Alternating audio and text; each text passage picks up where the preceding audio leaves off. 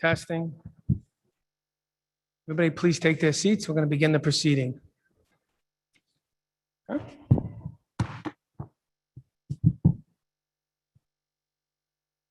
Mr. Clerk, this is August 10th, 2021, Tuesday. This is a special council meeting on behalf of the, you guys ready? Okay, then, Mr. Clerk, this is August 10th, 2021, Tuesday. This is a special council meeting of the Providence City Council. We're going to call this meeting to order. Mr. Clerk, can I please have the roll call? Council President Igliozzi. Present. Councilwoman Anthony. Present. Majority Whip Castillo. Present. Councilman Correa is absent. Council President Pro Tempore Espinal. Present. Councilman Gonsalves. Present. Deputy Majority Leader Harris. Present. Councilor Kerwin is absent. Councilwoman LaFortune is absent. Councilor Miller. Present. Senior Deputy Majority Leader Narducci. Here. Councilwoman Ryan. Present. Councilor Salvatore. Present. Majority Leader Taylor. Here. Councilman Vargas. Here. You have 12 present and 3 absent. You have a quorum. Thank you, Mr. Clerk. The invocation will be led by Senior Deputy Majority Leader Nicholas J. Narducci Jr. In the name of the Father, the Son, the Holy Spirit, amen. Tonight's invocations are going to be a little different. As we look over to the left, where our city sergeant used to sit, you see a black robe and flowers. Our city sergeant passed away last night at roughly 11:30 due to a long bout of cancer. I met David when I was 11 years old and he was 12. We had a swim meet at the Wanska Boys and Girls Club. David was one of the best people that I've ever met. We've seen each other get married. We've seen each other have kids, grandkids. I was able to help David become our city sergeant. I was very proud to do that because I knew how dedicated and loyal he would be to all of us, all 15 of us, including the administration. At any given time, any one of us in this chambers could call David, and David would be there. There was times David was going out on Saturdays handing out the mailings and the notices for upcoming meetings. David really loved his family. He loved his wife. He loved and worked very hard for his kids. And he had a very special feeling for his grandkids. You couldn't ask for a better friend if you had David as a friend. Like I said, it's a long time. And I just wish each and every one of us could keep David's wife and kids and the Tassone family in our thoughts and prayers. And maybe really look, David was just turned 62 in April. And maybe really look and say, how do we set our priorities? This man went too early. I look over at the chair.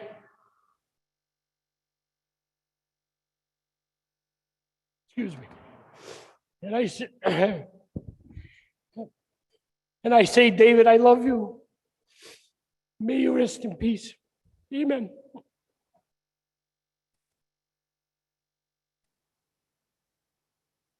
We could all stand for a moment of silence.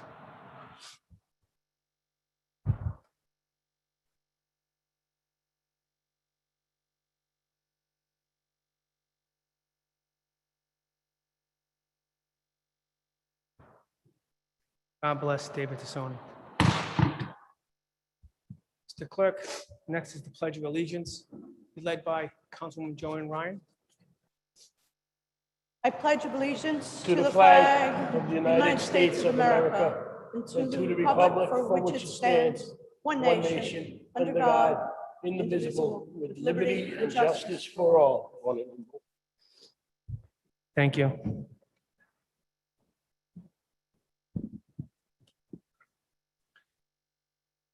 For the first item, I want to talk about the rules of engagement for this meeting this evening. We have 4 individuals, witnesses. We have, of course, we have the commissioner, we have the chief, we have the FOP president, and we have our Institute of Nonviolence. They will be sworn in. They'll have 5 minutes to make their presentation and discuss the topics this evening. After they're all done speaking, then each council person will have an opportunity to speak for 3 minutes for the first round. So at that time, I will acknowledge each council person. You have 3 minutes, and then you can say what, if you want to ask questions, you want to say a speech, whatever it is, but that's your 3 minutes. I would ask council members to respect each other's time. I will keep the time, and then when I raise my hand or get a little gavel, know it's about a minute to go. And then the next council person will have an opportunity to ask questions for 3 minutes or make a statement. And then when we're done with that, we'll do one more round if need be, and then we'll conclude. But I want everybody to know that's the process. Okay. With that, Mr. Clerk, could we read item number 1, please? Item number 1, discussion relative to public safety crisis/concerns, including but not limited to public safety action plan to address increase in violent crime, enforcement of ordinance prohibiting ATVs, public safety budget and staffing, perception of lack of safety and the impact on city and neighborhoods, and presentation by public safety in response to prepared questions. The following have been invited: Commissioner Stephen Parry, Department of Public Safety; Colonel Hugh T. Clements Jr., Chief of Police, Providence Police Department; Michael Amond, President, Providence Fraternal Order of Police, Lodge Number 3; Cedric Huntley, Executive Director, Nonviolence Institute. Thank you, Mr. Clerk. Next item, we're going to enter exhibits into the record. Mr. President, Mr. Majority Leader, we have the following, I'd like to enter the following into the record. The first one we have is a list of questions. Would like to enter that in as Exhibit A. do you have a second? to Second, that? Mr. President. A second to identify for the record a list of questions that have been provided to the Providence Police Department, Chief Clements, as Exhibit A. Discussion, all in favor? Aye. Aye, motion carries. Mr. Next. President, Yes, also, I'd like to introduce the ATV laws. It's 3 ordinances to put in as Exhibit B. Second, Mr. President. I have a second by Deputy Majority Leader Harris. Discussion as Exhibit B, all in favor? Aye. Aye, motion carries. And Mr. President, finally, the Boston Globe article today to put in as, enter into the record as Exhibit C. Second, Mr. President. Second by Councilwoman Deputy Majority Leader Harris. Discussion, all in favor? Aye. Aye, motion carries.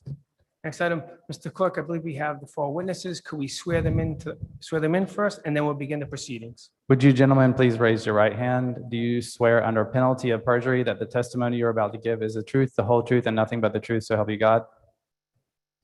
Thank you.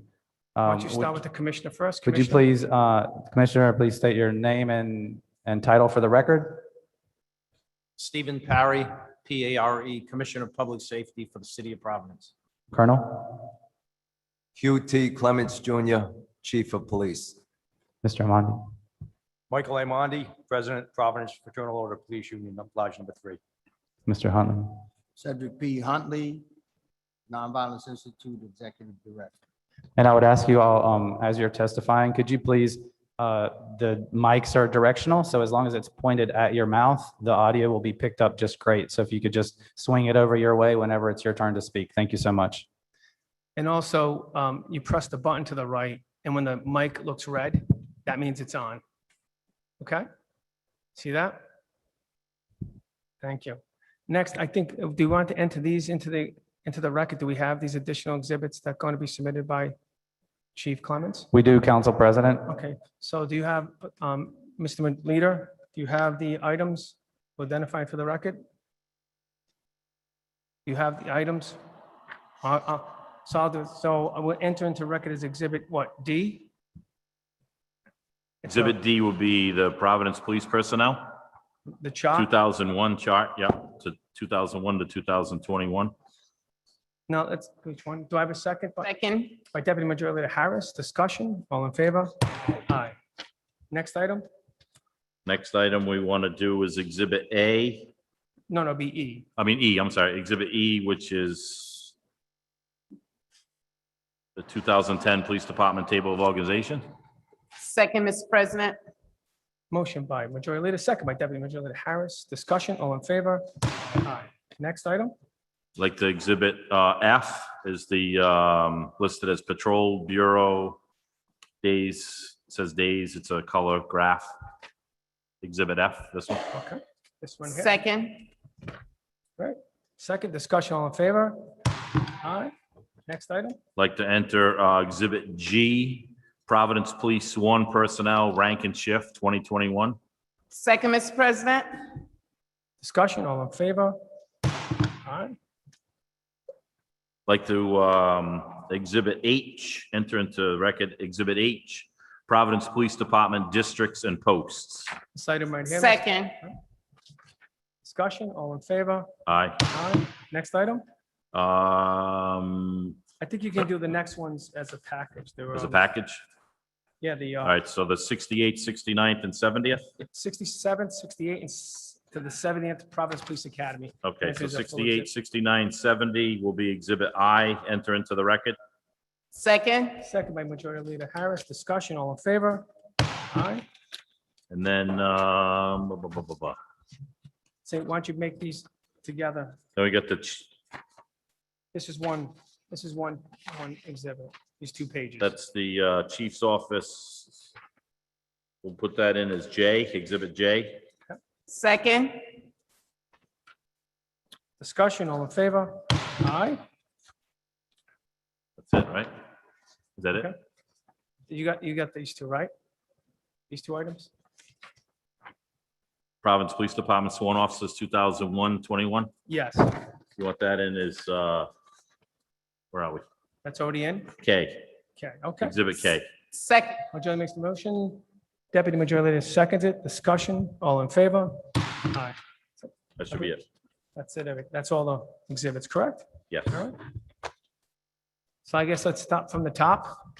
Start with Commissioner Parry. You have 5 minutes, sir. And set the clock and I will begin that at this time. Thank you, Mr. President, and thank you to the council.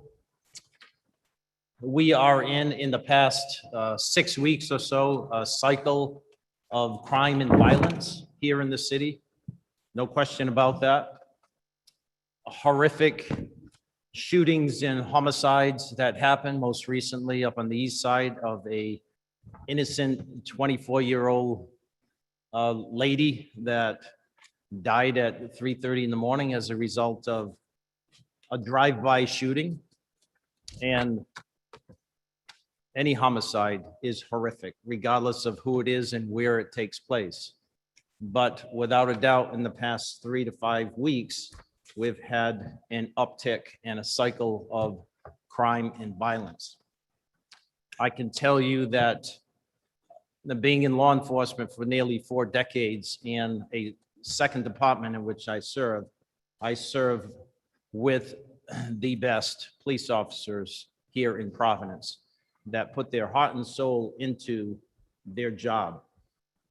And we're in a tough time, not only locally, but nationally as well, as we've seen in the past 2 years. But the men and women of the Providence Police Department continue to come to work each and every day and give their best in trying to prevent and curb crime and violence. You will talk a little bit about, the specifics of why it's happening. And if we had the tools at our disposal, we'd certainly both ask for and get them so we can prevent the shootings, prevent the crimes. It's complicated like anything else, whether it's what we're faced with for the last couple years with ATVs running rampant through the city. We're not tone deaf to that. And we've strategized and talked across the country, because this isn't happening just in Providence. It's happening throughout the country. And it's not an easy solution. And I appreciate what the council has done in giving us some tools in the last couple of years to forfeit and seize and destroy these ATVs. it's as frustrating to me, and I'll let the Colonel speak for himself, as it is to you in our community when you see mobs of illegal ATVs and dirt bikes on our city streets with no regard for the safety of others. This department's a great department. And we continue to do the very best. Staffing is down. That's not the only driver of crime and our efforts to deal with all these issues that have most recently been in the forefront. But I can say that with the partnership of the Institute and many others, we do our very best, and the officers and detectives that do that work partner with the community and with the Institute and many others to prevent the cycle of gang violence and gun violence. There's a lot of guns on the street. That just didn't happen in a month or two. It's been the last 2 years. And you can guess, and why has it been driven so much? Most recently with the number of guns in the street. We're seeing it, we're feeling it, and this department has seized weapons more this year to date, than in the past. We wish we had a solution to stop this gun violence. We're doing everything that we possibly can, and we are laser focused to stop gun violence. And whether it's using other resources, partner with other resources, whether it's a state police and it's an item agenda here, or any other police department that can help us, prevent gun violence rather than having to respond and investigate gun violence.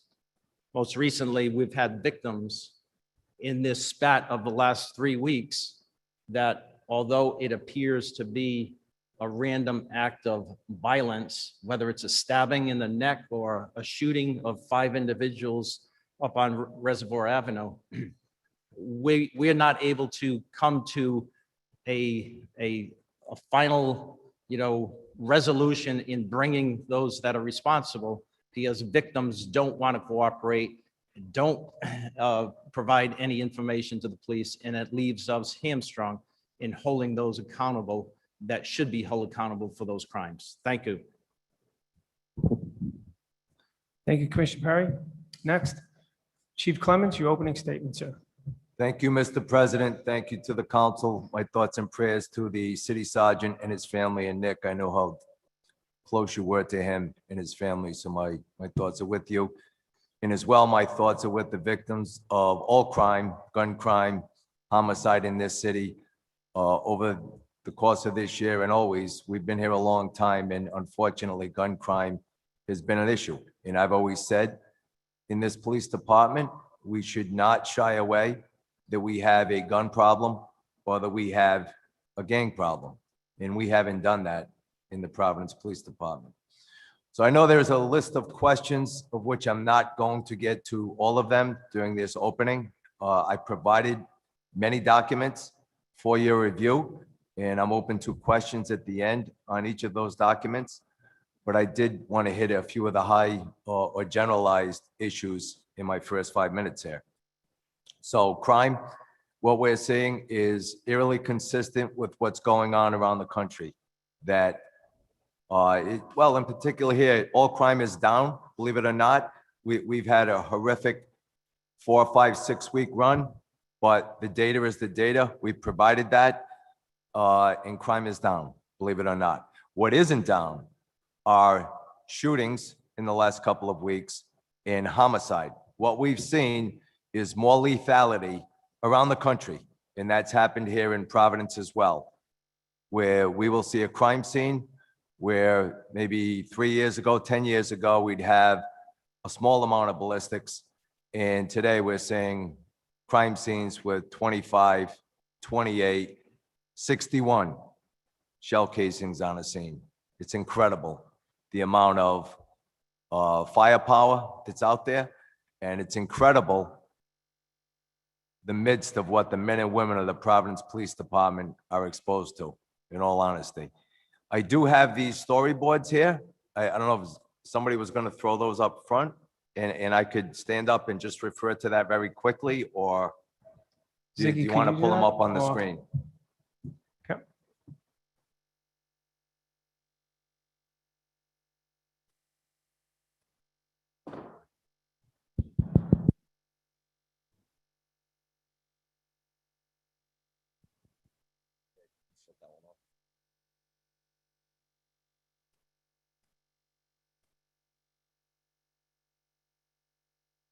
It's good, and you can leave that one right on the side, right here.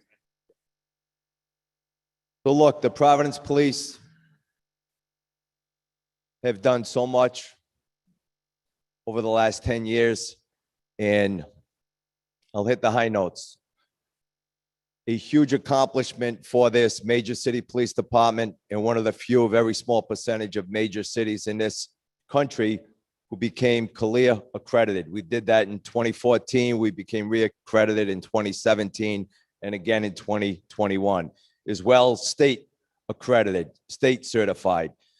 We were selected by the Washington, D.C. Department of Justice to create a national training protocol for police community relations.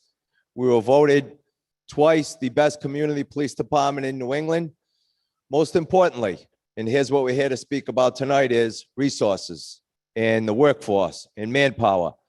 In our time, this command staff, along with Commander Verdi and the majors, we've had 3 academies that we're very proud of: the 68th, 67th, 68th, and 69th.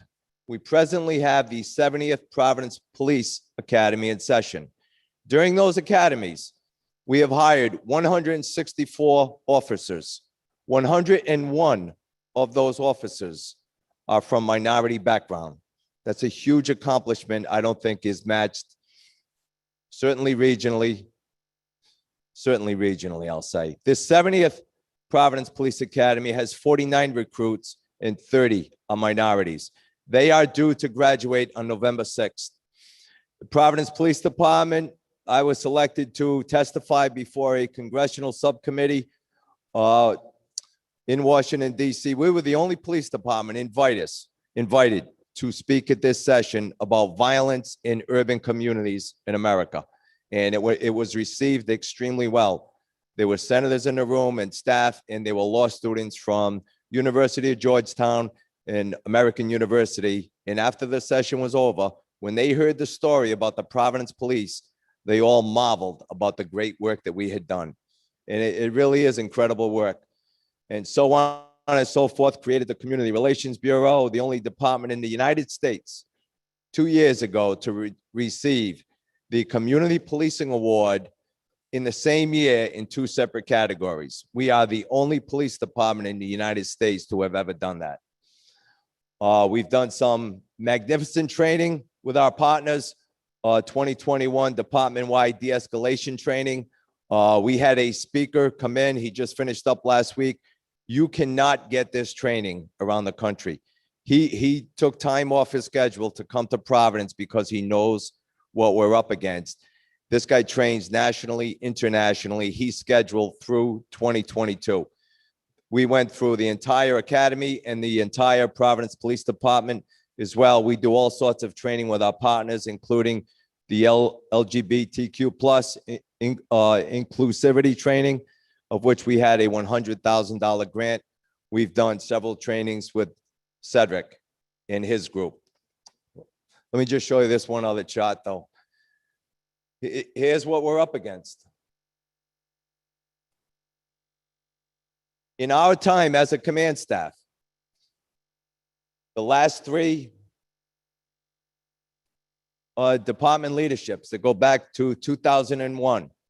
So when I interviewed for the job to be the chief of police, I said the bare bones minimum we would need to run this department would be 448.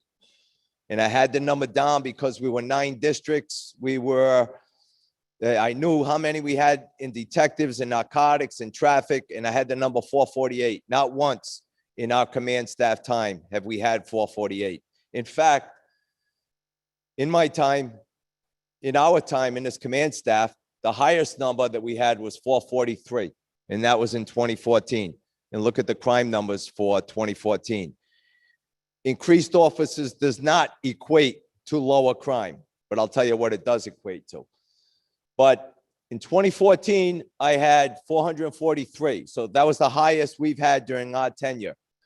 Previous chiefs, their lowest that they had during their tenures was higher than my highest in the 10 years that we've been here in the command staff. Look, I know it's not all about the workforce and bodies and the numbers, but that's hurt us significantly. It really has. It truly has. And, you know, we say all the time, you want to hear do more with less, but in fact, you lose the ability to provide some of the community policing that is essential that we've provided over the years. The way we feel that it should work, and we've had unbelievable proven success in much of the data that I've given you, Mr. President, and the council. And to do that, right now we have 5 districts. When Dean Esserman came and re-engineered the Providence Police Department, he did a full analysis of what this police department should be. And that analysis was going towards certainly 500, getting to 550 to 600 in his notes. We sat for months. We broke the police department down into what it should be, and it was 9 districts with 9 district commanders. Each district commander had every car post covered. Each district commander had footmen. We had the ability to have bike patrols. We had the ability to have directed patrols.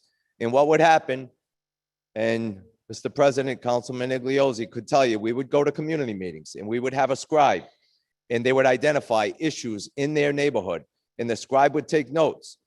And the issues would be similar and from neighborhood to neighborhood and district to district. But what we would do is take notes on the 5 or 7 issues, and during the course of the next month, we would attack those issues with directed patrols. And we'd go to the next community meeting, and I'm telling you, from neighborhood to neighborhood, district to district, we would get standing ovations because it was a problem-oriented policing approach, and that's what we should do. We should be directing our resources to what the problems are at the moment of the community. And quite simply, we haven't had the resources to do that. We've done well. There are charts in there will show how crime has gone significantly down, and we're experiencing a really bad moment in this police department. If you look from 2011 till 2021, one other thing I want to say about the workforce of the Providence Police, we've built a culture of excellence and leadership. Under our command staff, 7 members of the command staff, 5 have become chiefs, 2 have become directors of security. When people around this state are looking for leadership around security and policing, they're looking to the Providence Police Department. And that's a good thing. And that wasn't always the case here, but that's what they're looking at. We continue to drive crime down right up until the middle of 2020.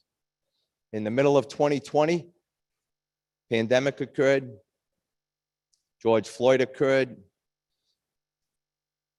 voices were heard, and there was a lot of mixed messaging going on throughout this city and throughout the country.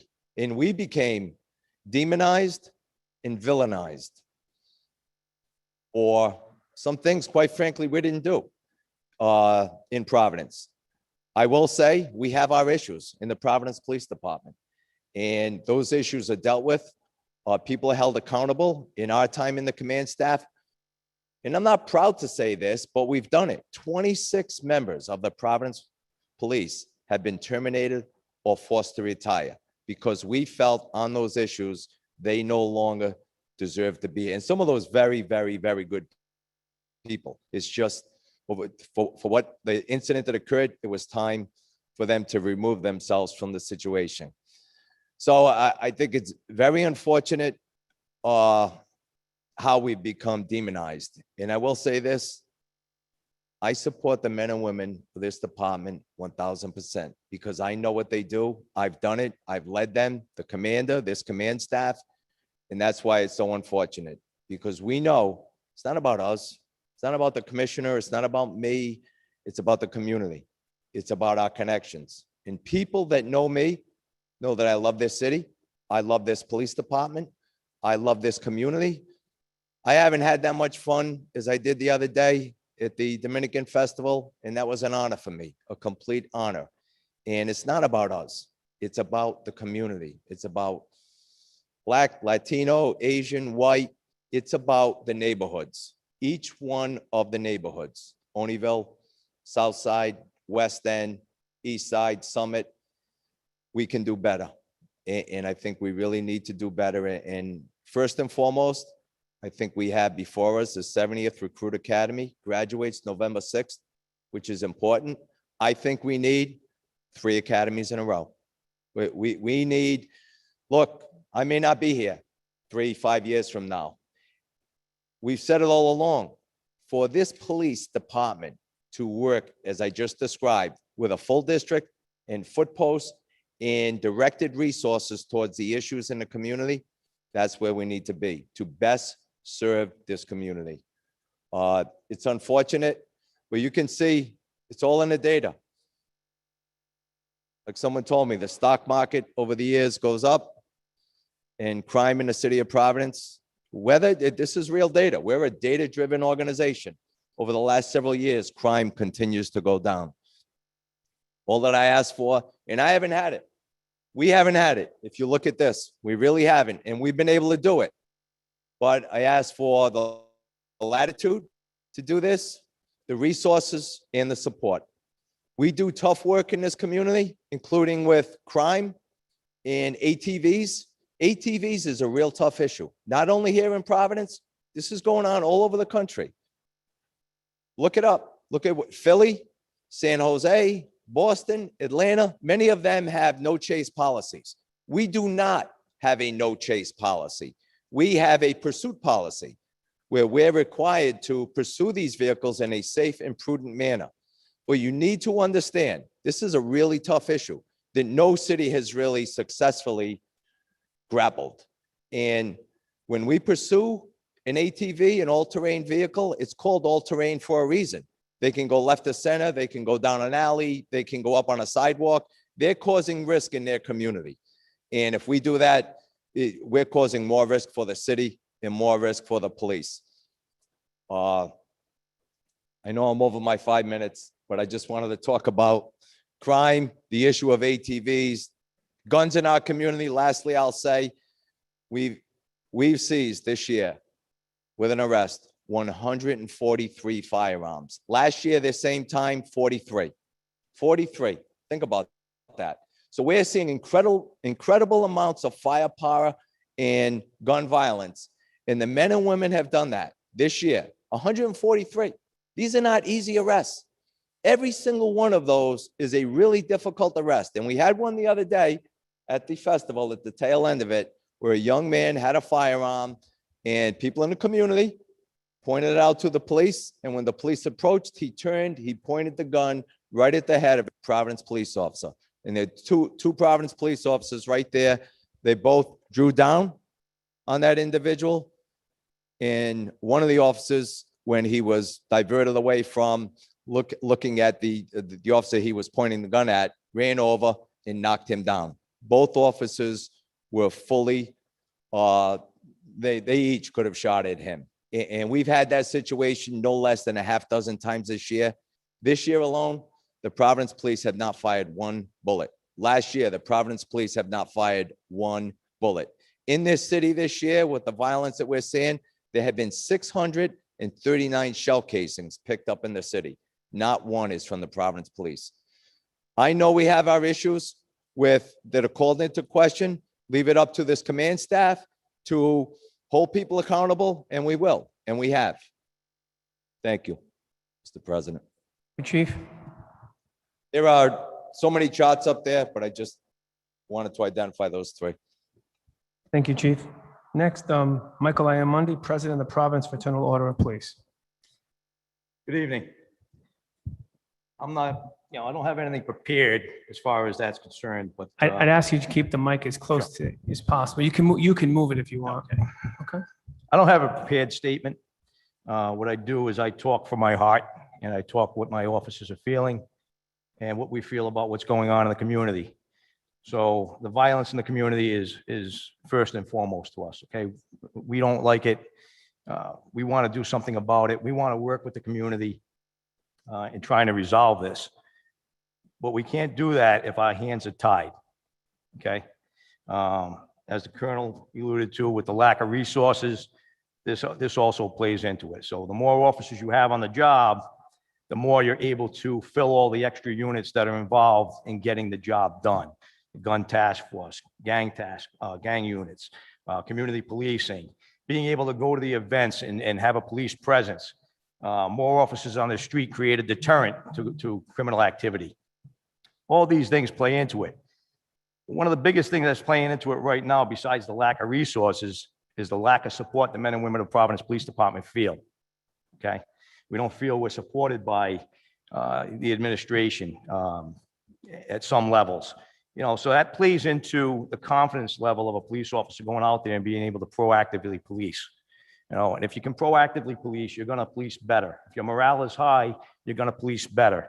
You're going to do a better job for the community. You're going to engage with the community. You're going to do more for the community because you feel like you're appreciated. You feel like, you have the support and the backing that's necessary, just like with any job or any position. If you're a politician, you feel your community is backing you and supporting you.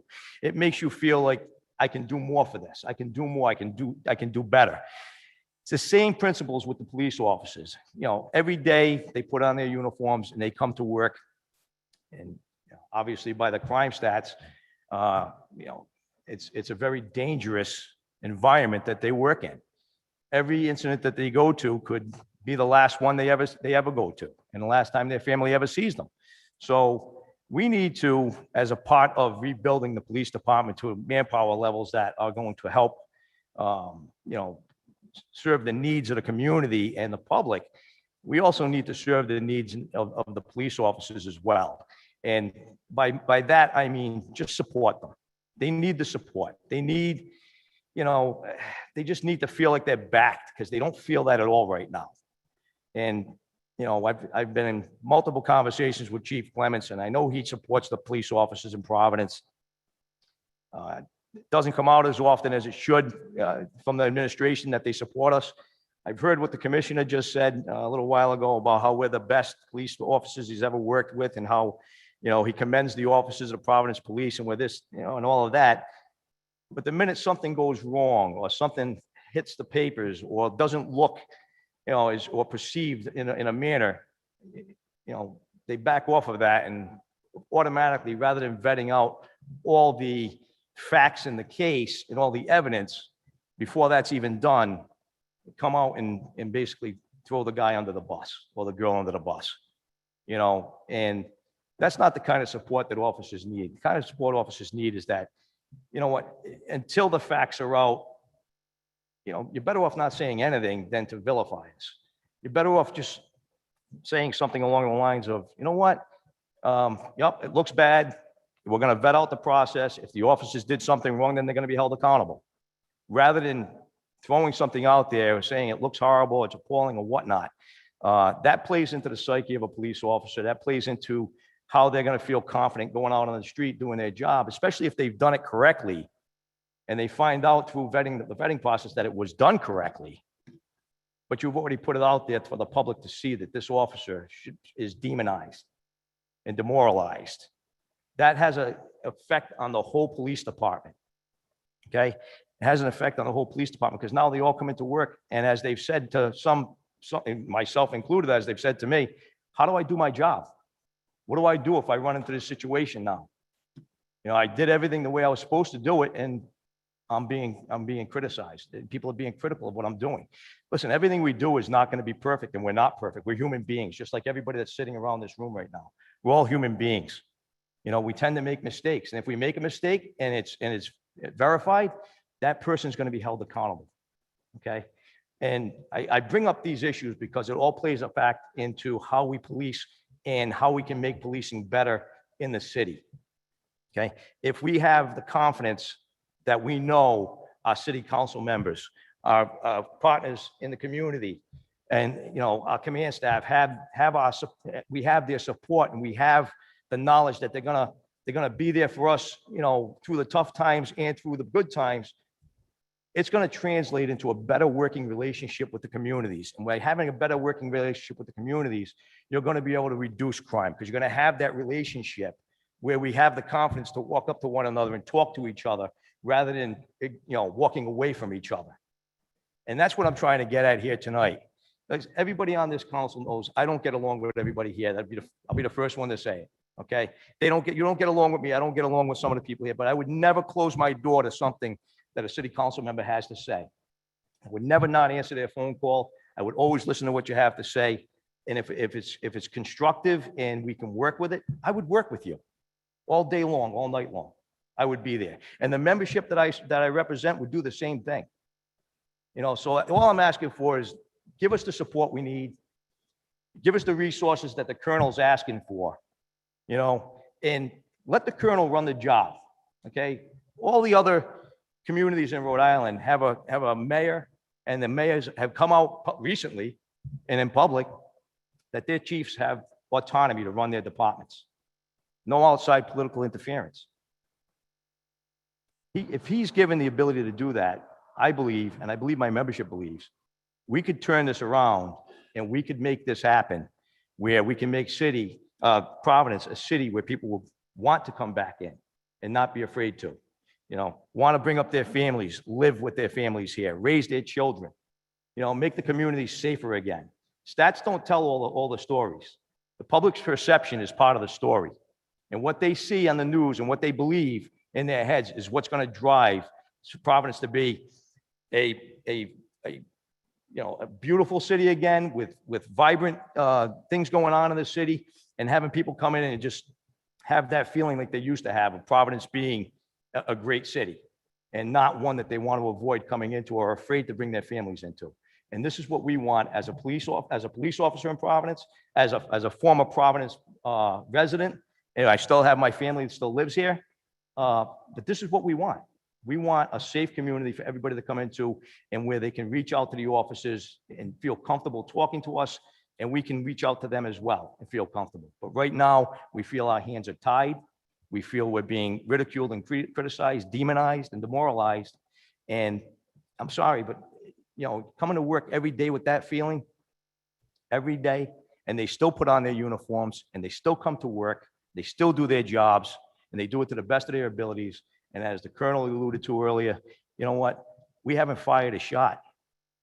And there are many opportunities where probably the officers may have been justified to do so, but we don't. We're not that group of individuals. Okay, we have our incidents here and there that may look that bad and whatnot, and some may actually be that bad, and some have been, and we're not taking away from that. Okay, those officers are going to be held accountable, whichever ones, you know, go outside their scope of duties. We're not here to protect that, you know, or protect them. We're here to protect the officers that do it right and get demonized for doing it right and criticized. Thank you. Next, Cedric Huntley, Executive Director of Nonviolence Institute. All right. Yes, my name is Cedric Huntley, and I asked myself, like, why am I sitting here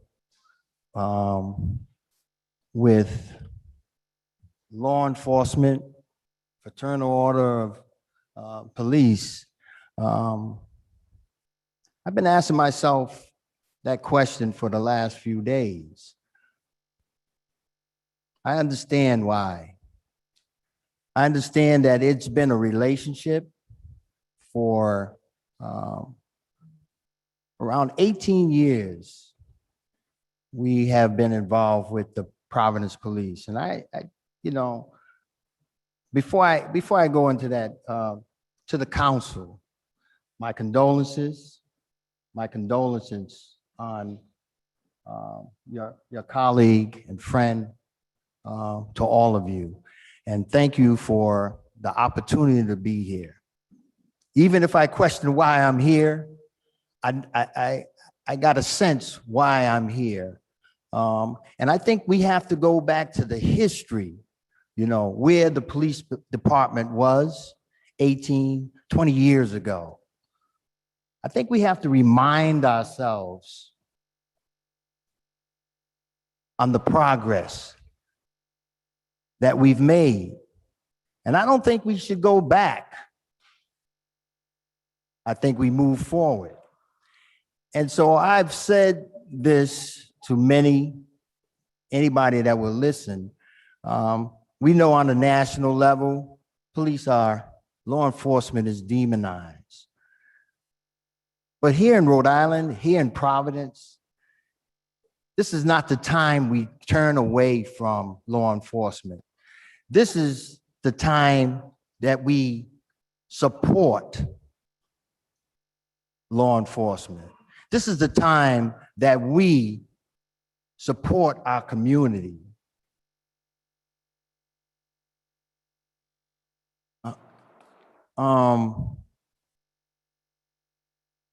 Chiefs talked about the class, you know, the 68th, 69th, and 70th class.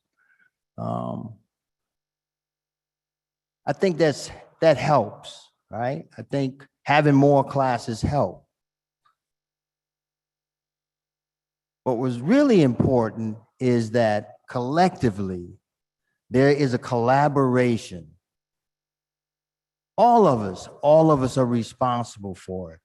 I stand here, I sit here, one of the principles, one of the steps, the first step in nonviolence is to gather all the information.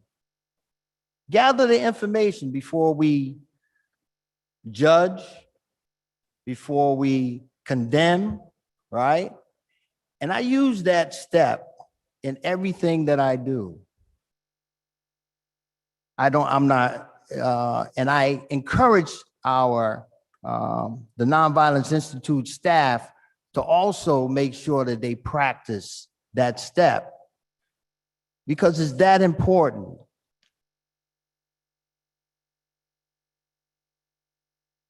I stand with all those who want a safer community. We all want the community to be safe, right? That's stuff we have in common. Everyone, I've talked to many of the council people, sat down last week with Councilwoman Harris and Councilman Espinel, and we talked about the safety of the community. We got to keep that in front of us. And in that safety involves every last one of us that sits here, that sits behind us, that's on the Zoom meeting. We all are responsible. We all should support each other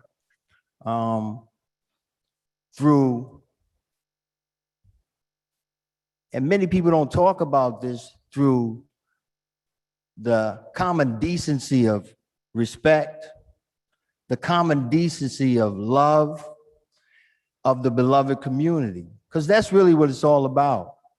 And so for us as the Nonviolence Institute, we promote that. And we will work with anyone that supports that. So when things happen because of our relationship and our partnership with law enforcement, oftentimes I'm on the phone. I may call the commissioner. I may call the chief, have questions. But my comment and charge to them is you have to get it right. When it's right and you're transparent about what's happening, we can move forward, right? So get it right. If something, and none of us are perfect. None of us are perfect. But we got to get it right when it's wrong. We have to get it right. And we can do it. So I look at, my lens is a positive lens. My lens is around the beloved community. And who is in the beloved community? All of us that sit here, that make the decisions, all of us that are sitting behind us, and all of us that are out there as part of the community.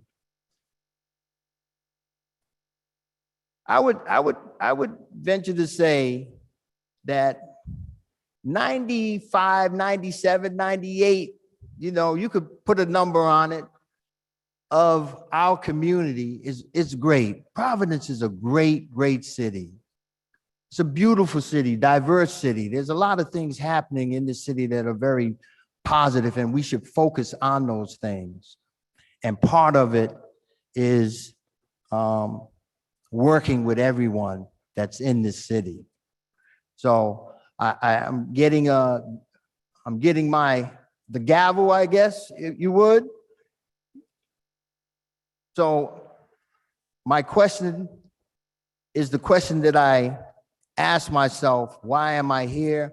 I'm here to support a community that involves everybody. I'm here to support a beloved community, and that includes law enforcement.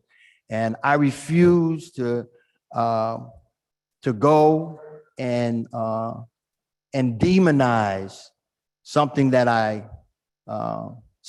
believe is really a very integral part of the city moving forward. And I am unapologetic around it because I know how important it is, because I remember where it was. And we can't go back there, and we must move forward, keep positive, and keep the beloved community in our hearts. Thank you. Next, we have, before beginning, we have Councilman Correa, who has a statement I'm going to enter into the record. Mr. And then President, I'd like to enter that into the record as exhibit. Where are you off? Exhibit L. Second, Mr. President. Second by Deputy Majority Leader Harris. Discussion, all in favor? Aye. Mr. Clerk, read the item into the record, and then we'll begin the question and answer period. Dear Council President and Council colleagues, I am sorry I am not able to join my colleagues this evening to address these very important issues. I had a long-planned community meeting to discuss, among other issues, public safety, and I feel it is more important than ever that we spend time with our constituents to keep them confident in our leadership and assure them that we are working to keep them safe. That said, first and foremost, I have said it from day one, I fully support the men and women of the Providence Police Department, and that support is unwavering. Our city is at a crossroads. The violence that occurs in each and every ward, in each and every neighborhood, each and every day must stop. We must provide the police with the tools they need to do the jobs that they were trained to do. We must provide the funding and support to continue developing programs, relationships with outside partners and community stakeholders, and outreach to our most vulnerable. That includes our elderly residents, our residents who are facing crisis situations, those suffering from mental health issues, and our youth. We as leaders must remove any constraints that have been placed on our officers so that they can do their job and allow them to follow the law and not be directed to stand down. We must provide them with a full complement of officers. We must have open communication with the leadership and command staff of the Providence Police Department. We must provide funding in the form of grants and funding from our federal delegation to continue the practice of community policing, which will allow the police department to promote the community policing model that our officers are trained on. We must ask the colonel and the command staff, what do you need from us? We are fortunate to have the best police chief in America. You've heard that statement from the administration many times. However, unlike the mayor, we mean it.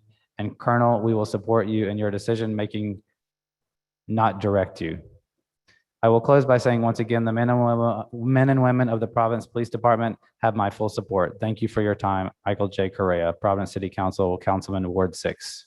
Thank you, Mr. Clerk. Next, we have Councilman Nicholas Narducci. If you don't mind, I'm going to stay sitting. First of all, I support everything that's been said. Whatever resources we need, we shouldn't be sitting here talking about. We should be making sure the police department receives those resources. Just like the homeless crisis, we keep talking and talking and it gets worse and worse. I don't want to see that happen in what I call my city. Okay, because some of us should take ourselves out of their wards and remember that we're city council people, the whole city of Providence. I know for a fact the morale's down. A lot of the men and women of the police department, I know personally, I've known for years, I talk with. Commissioner Parry, you have to support the men and women of the police department.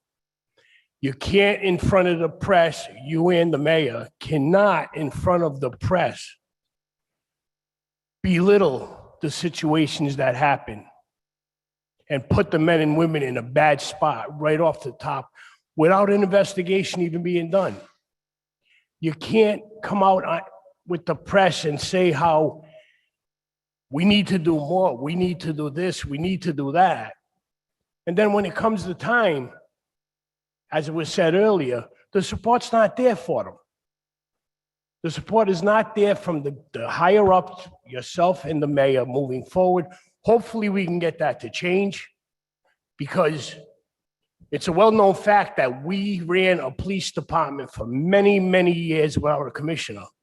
It was the chief and the mayor. The mayor, I guess one of his roles was commissioner mayor. And it went well. It went well. The bottom line is like I've been saying for the last 7 or 8 years, I've been here 14 years now. We have people that used to look forward to going to Federal Hill on a Friday or a Saturday night and have dinner. Many of them from my community, many of them older people in my community, will not go to Federal Hill anymore. We got people that are afraid to stop at stop signs and red lights because of what occurred last week. I live here my whole life. I've told the story before and I'll tell it quick again. My great-grandmother came from Italy, Ellis Island, to Marietta Street on Charles Street over 115 years, and the Narducci's is still there. I'm not going anywhere. I want to fight the fight. I want to support whatever we need to support. But the bottom line is we can't have a commissioner and a mayor not there for us. Not there for us. Mike, Monday, Cedric, I agree 100% with everything you guys said. And most of what you guys said, I was going to say, but I won't echo it because I know we're kind of on borrowed time. But again, I had said, even in this budget, when they didn't want to put another academy, I said, I will not support a budget that doesn't support another academy right after this academy's out. I will not do that. I will not support defunding the police. I will support refunding the police. I will support making sure that the men and women of our department have what they need. I mean, you heard about the weapons on the street. We're all very educated people to a point of what's happening in our city. We don't have to watch the news. We don't have to listen to it on TV. We know what's going on. We also know that at this point in time, the criminals, the guns that are out there are not legal guns. They're illegal guns being used by criminals that are probably better weapons, better automatic weapons than the men and women of our police department have. You heard, not one shot fired with all the BS going on in our city right now from our police department. We all seen a situation on Sales Street escalate. And we had one police officer, Commissioner, that made a comment, does anybody want more? Well, you know what, Commissioner? After that comment was made, that crowd calmed down. That officer did his job. That officer did not deserve 10-day suspension. No way. Yeah, really. He did not deserve 10-day suspension. Maybe a day, but not 10 days. You need to come out, you need to support. The mayor needs to support. Council President, I will support moving forward. I will end with this. Moving forward, Council President, council members, my colleagues, we need to support what they need to do their jobs moving forward in the future. But we need to do it now.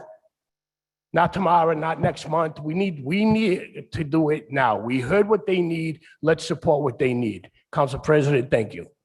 Thank you.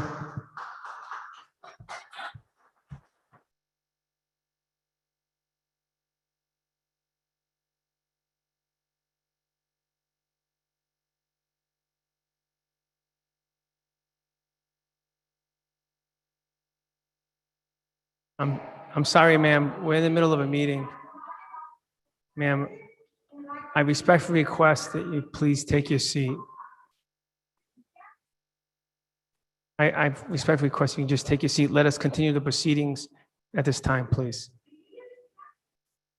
Madam, I ask you to please take your seat. Thank you. Thank you very much. Next council person.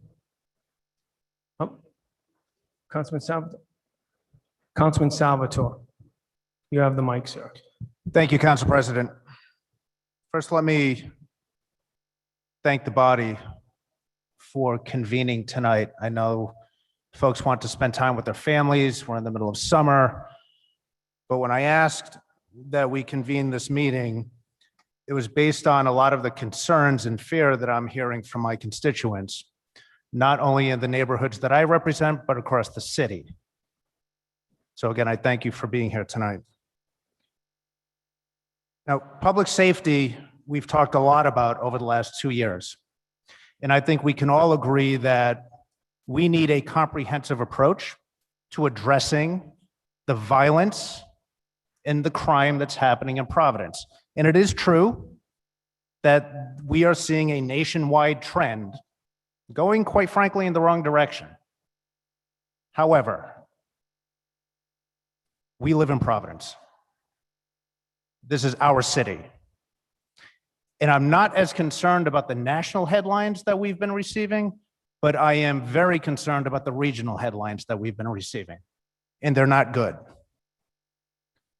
The way we do this, the way we address public safety, and I think it's been said and I'll repeat it, it has to be a collective effort. It has to be an effort of us as elected leaders. That's where it starts. It starts with us as elected leaders working with the mayor. And I wish the mayor was here tonight because we have to do this together as a team, as lifelong residents like Councilman Narducci, like others. We have to do this in collaboration with each other because if we're not all on the same page, folks, we're not going to make the progress that we need to make our constituents feel safe. You know, last week or 2 weeks ago, we passed an ordinance. You know, we talked about a lot about ATVs, and it was about safe streets. We all want safe streets in different ways. The ordinance that we all supported addressed it from an infrastructure perspective. But I can tell you a lot of the illegal activity that's happening on our streets relative to ATVs don't make my constituents or your constituents feel safe. So I think it's about time we did have a tough conversation about public safety, what this means comprehensively, and how we can tackle it together as elected leaders, as the community, as public safety experts. I'm going to address something briefly that has been talked a lot about in the press over the last several weeks, and that is the call for the state police to provide assistance. My dear colleagues, let me be crystal clear. Crystal clear. There is nothing, and I have great respect for our state police, but there is nothing that our state police can do that our men and women in the Providence Police Department cannot do already. We are a model department, as Colonel Clements indicated earlier, for the rest of the country. I've said this before publicly, and I'll say it again. We're not a perfect department. We're not. We could use additional training around various disciplines, but we are a model agency for the rest of the country to replicate. I do appreciate the fact that resources have been offered. And I think it's incumbent on us to have those conversations because we do need a cooling off period in Providence. The violence that we're witnessing should not be tolerated by anybody. We know folks who are victims of violence. Their families don't want it. They're not going to tolerate it, and we shouldn't either. And again, that's going to take the collective effort of a lot of folks in this room and in this building to mitigate it. Mr. President, I have a few questions relative to the comments that were made by the presenters. We heard that staffing is down. Can somebody elaborate on what that means when we say staffing is down and what is needed to run an effective department? Colonel, you indicated that you're looking for, and please correct me if I'm wrong, I think it was 3 to 5 academies?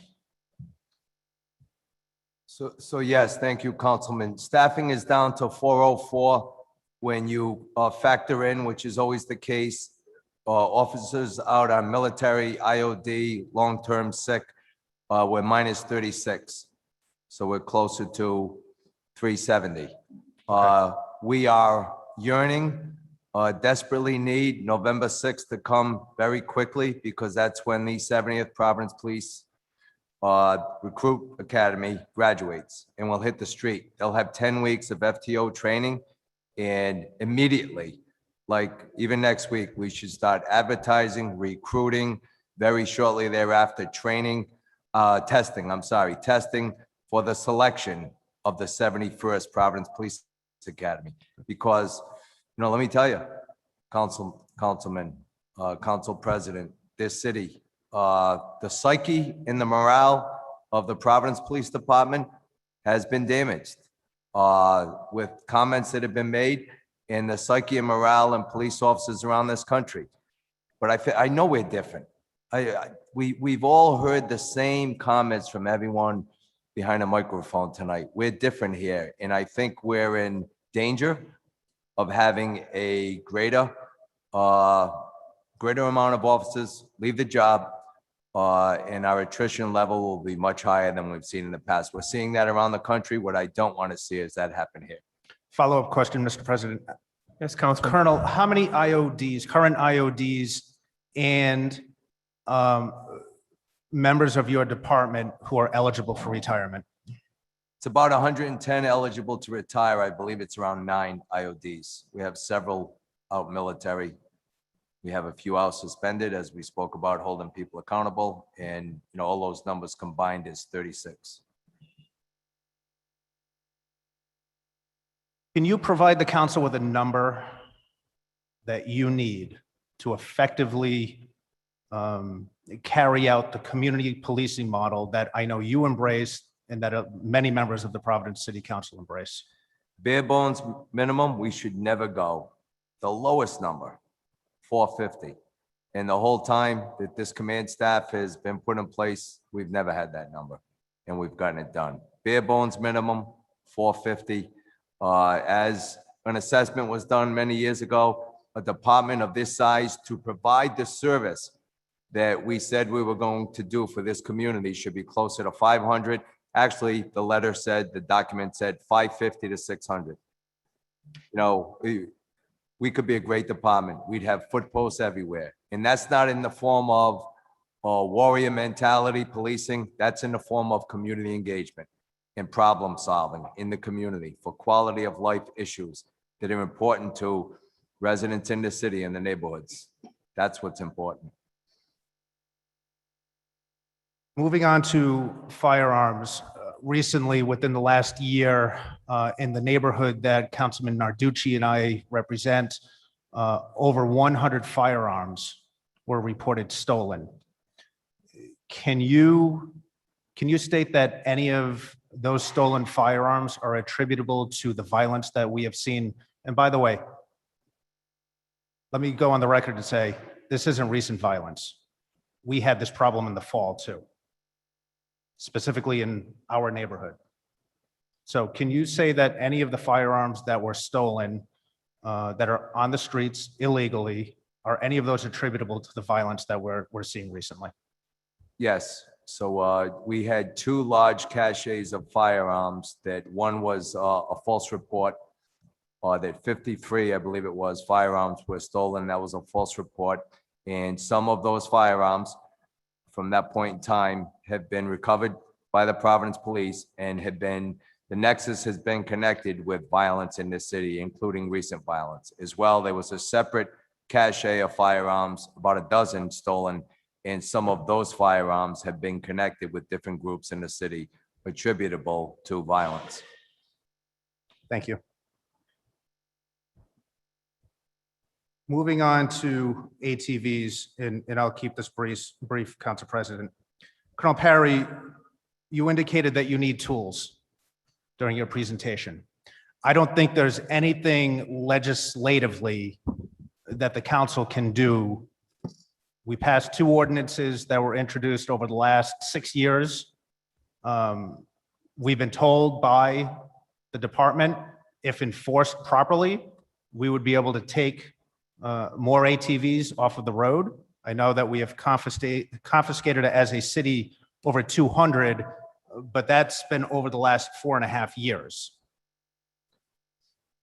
So my question to you is, what tools do you need to be effective at mitigating the ATV issue in Providence? And let me just also state that I've spoke with folks in the rider community.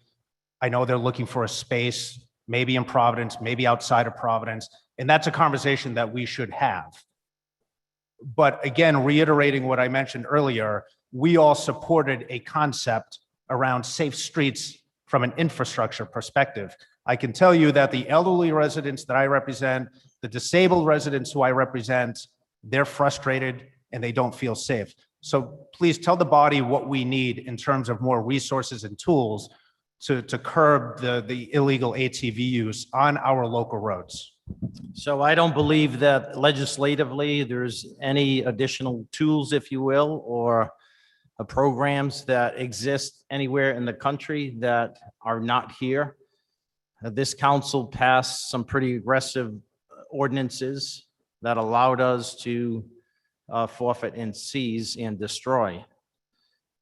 It's complicated. I wish I could say, give me X and I'll end ATV and dirt bike activity on the streets, but there isn't one solution. Of course, people help, and I believe leveraging some resources that have been offered from the state police would help as well, but even that, they cannot come in here and stop the ATV riders. I'm not saying I'm throwing my hands up and there's nothing to do, but it's complicated. And yeah, the men and women have taken by far the most ATVs off the streets of Providence than anywhere in this state. And they've done it in a safe way, except for one incident, unfortunately. And no officer wants to go through what we went through and that particular officer a year ago. And so we need to look at different strategies that are being used across the country. And there are some in which we could leverage and start knocking this ridership that is illegally causing havoc and safety on our streets. I'm not going to come back next week and next month and say it's been resolved and there's no more ATVs driving on the streets. It's a continuous both challenge and effort to stop them from driving on the streets and causing so much public safety hazard for our residents.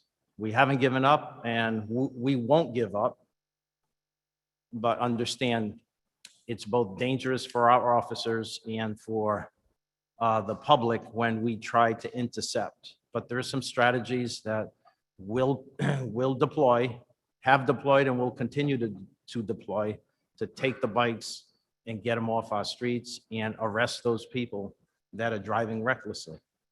Mr. President, follow-up comment and question. I think it's fair to Last say, one. Commissioner, that this is not a Providence-specific issue. That's correct. We learned that the young woman who attacked the innocent mother and her daughter, although her daughter wasn't hurt, her daughter was attacked too. She should have never had to have witnessed that. But it is fair to say that this is not a Providence-specific issue, and we've been talking a lot about bringing in or leveraging state police resources. What is our relationship with other local law enforcement departments?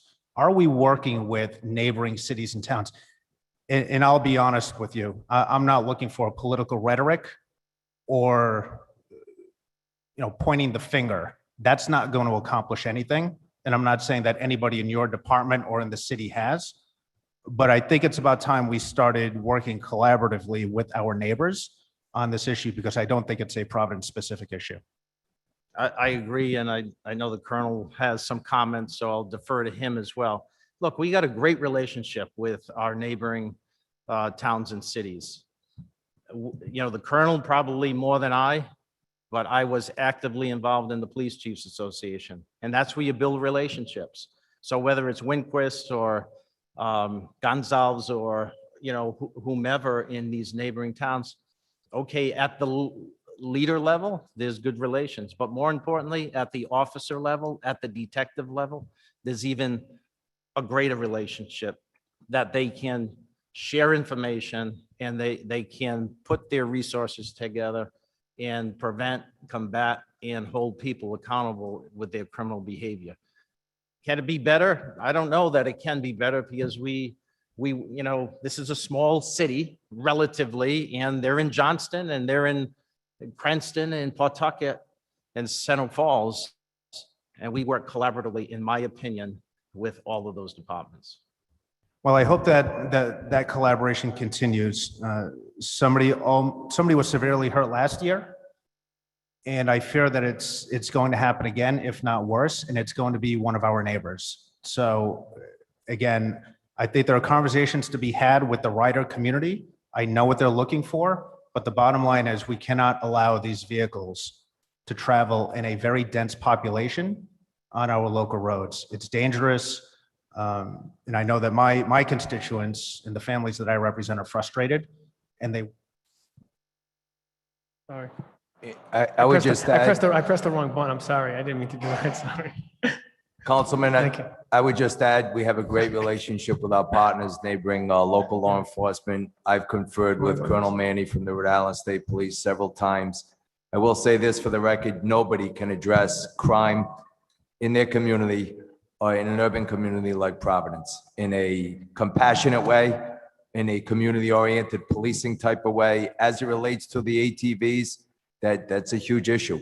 And as I identified earlier, Philadelphia, Atlanta, San Jose, Washington, D.C., look it up. I mean, they're having massive issues. We do have strategies in place with the Rhode Island State Police. We'll be moving forward with them. I think they can be helpful with us on that front.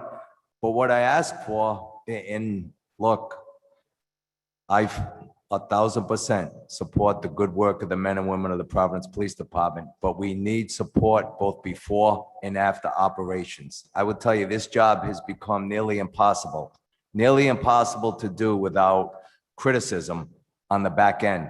And there's nothing in a book or training or in perfect fashion that you can take some of these ATVs and their riders who are reckless, lawless. We've seen it. We've heard about it off the street. The community is up in arms. We're up in arms over it. There is not a magic solution. We do have some strategies we're ready to employ going forward with our partners. It needs to be addressed, but more importantly than anything, the support, both up front and after. They're just reckless.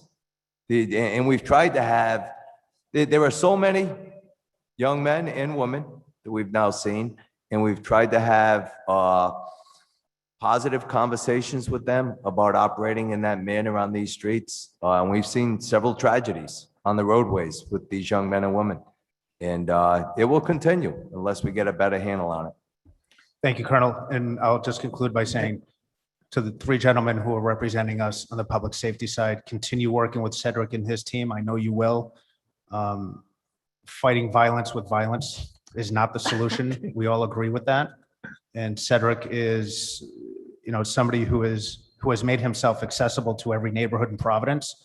And I think the resources that he provides is a wonderful opportunity, I think, to curb some of the violence that we've been seeing.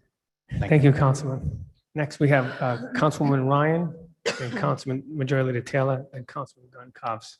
Councilwoman Ryan. Thank you very much, Mr. President. I would just like to start by offering Councilwoman, could you put your mic a little bit closer to you? Can't hear me? Can you hear me now? I think it's better, right, Mr. Clerk? I would like to Thank you. start by offering my condolences to my dear colleague, Councilman Narducci. I know the close relationship that you had with our beloved City Sergeant Tassone. So please accept my condolences as well. I would also like to start my remarks by recognizing the folks in our city that have been hurt, victimized, vilified, compromised in any way by this increase in violent crime that we have. The reality is, I hear time and time again at each community meeting, when I'm at the grocery store, where I'm at a street corner, people do not feel safe in our neighborhoods any longer. Something has happened. I have lived here all my life. I have the utmost respect for the Providence Police Department. As a council person from the get-go, I have dedicated myself to working with them to make sure they have all the resources they need to be effective in their jobs. And I want to thank my colleagues for supporting those efforts. Years ago, we led the country in community policing. We were heralded as a progressive, effective community police department. We've had, our numbers have dropped, our ranks have dropped, our challenges have grown. We've done more with less, or asked to do that. And I want to take this opportunity to commend Colonel Chief Clements. He is a remarkable man who's done a wonderful job leading our police department. I shudder to think where we would be if he was not in the leadership role that he is today. He is absolutely remarkable, and his presentation today was very interesting, and it gave me great confidence. However, I came here tonight to get a public safety plan, to understand what we're going to do going forward. People don't feel safe. We need to fix it. To me, the ATV situation was horrifying. The other day, when I heard that report of a young woman pulled out of her car and her young child in the back and beaten on our city streets, it was absolutely unacceptable to me. And I have heard time and time again, I know the command staff appreciates that I have worked diligently on ATV legislation. I passed the legislation that gave due process rights and gave the police the authority to take the bikes off the street. That was what was asked. Again, this council, this body, continues to try to provide the resources that are requested from the police department. However, it's troubling for me. And again, once again, that ordinance has been copied in municipalities across the country. We were leaders. We're not a leader anymore. I recognize ATVs are a challenge. I'm a little disappointed that we haven't accepted the assistance from the state police sooner. I understand they're now working with us, and that's wonderful. But I want to be able to tell my neighbors, my residents, that there is a plan in place. There is a defined plan that is going to bring relief to this crime that has just skyrocketed. For the first time, I said I've lived in this neighborhood, my neighborhood that I represent, I grew up there. I'm hearing people are leaving. They're leaving the city because they don't have faith in the administration. When my colleague brought up ATVs, Colonel Parry, you responded. I'd like to hear from the chief of police. How can we employ the state troopers? How can we prevent? I come out of a council meeting, I drive on Smith Street, the very location that young lady was pulled out of her car in. I had the same experience where bikers circled my cars. I talked to countless people, they have the same experience. That is unacceptable. It's unfathomable that would happen in our city. And that is something we need to address. So what are your thoughts? What can be done? And I know the Commissioner Parry said that you're working on it and it's problematic. What can you do? What do you need from us to address the situation?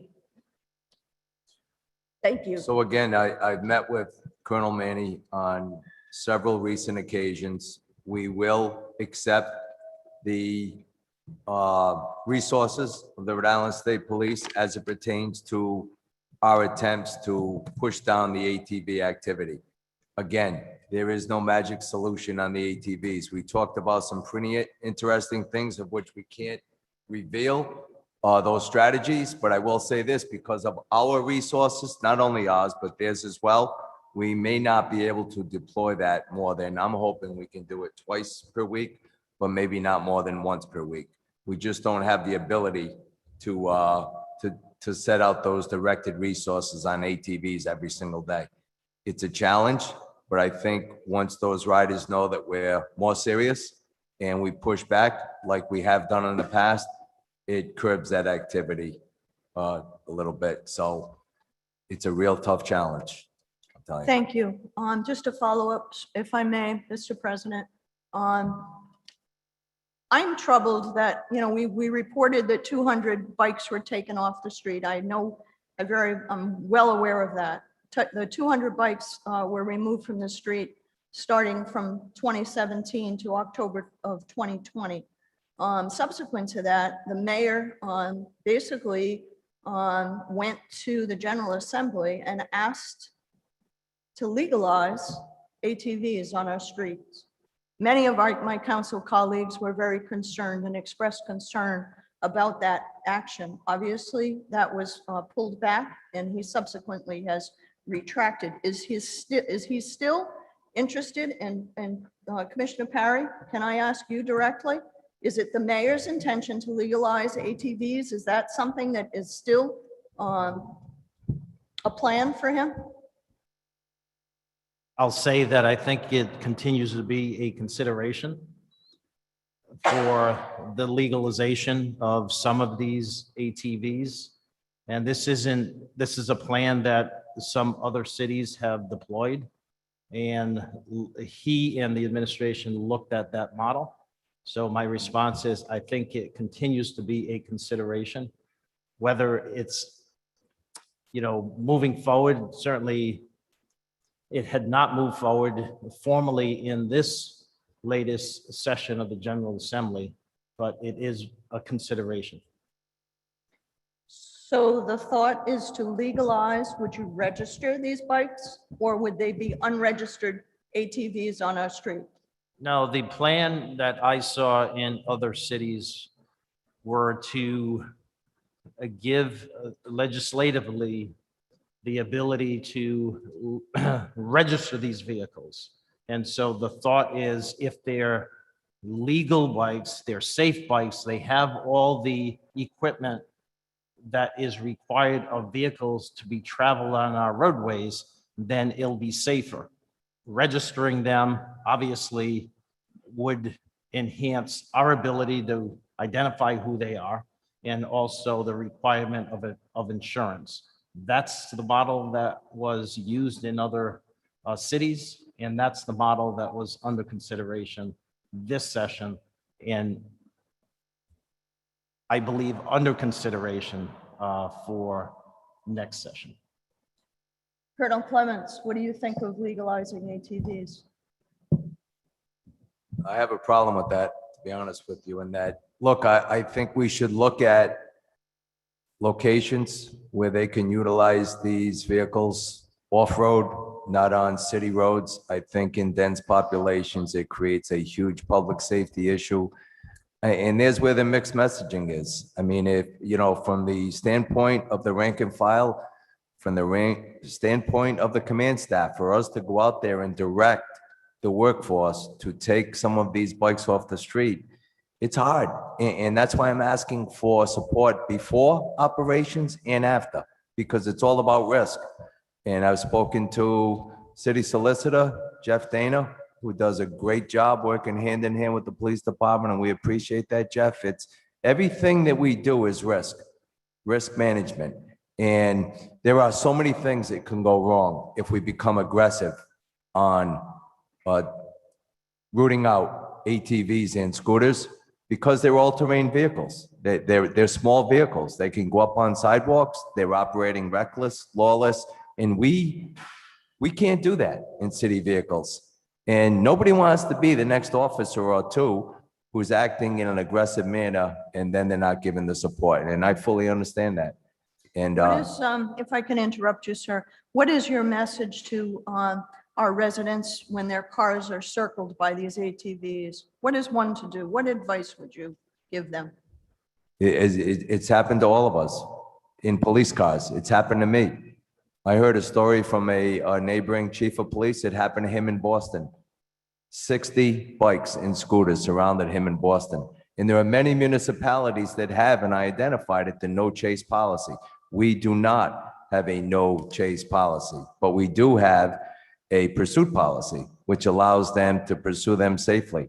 So look, we're going to be taking some steps coming up to become more aggressive in going after these bikes. And we have to do so with some strategy. And myself and Colonel Manny and Commander Verdi have talked about some of those strategies and initiatives. But we have to be cautious and do it with risk in mind. It's a huge issue. If we pursue a vehicle and go through a red light and that ATV or scooter strikes and kills a pedestrian, or worse, we do, that's an issue. And those are the things that can happen when you have pursuits of these vehicles. That's why all those municipalities have a no chase policy. On the no chase policy, if I can just follow up, perhaps when I speak with rank and file, they're told. Councilwoman, please speak in the mic. Sorry, sir. When I speak with rank and file, I hear time and time again that they're told that they are not to chase ATVs. And I use that same language, Colonel, that we have a chase policy, or pursuit policy, excuse me. I use that language with them, and I am told that's not the case. We're told not to chase ATVs. That is true. We're told not to chase ATVs. We teach, in our policy states that the safest way to take these down is when we can corner one or two of them, or to get them when they're not operational. And that's how we've gotten many. And that's how Philadelphia has been successful, when there's, maybe you can grab them at a red light in a gas station, parked on the side after you've seen them committing violations on the roadway, or you know it's not registered. So that's how we've captured many. To be in high-speed pursuits with marked vehicles is not safe, and there's a lot of risk. Thank you very much. Just one last question and I'm done. When we discipline an officer, how does that play out? Who makes the determination that discipline is warranted? Is that the commissioner? So we speak about discipline all the time, and by charter, yes, in the end, it's the commissioner by the charter.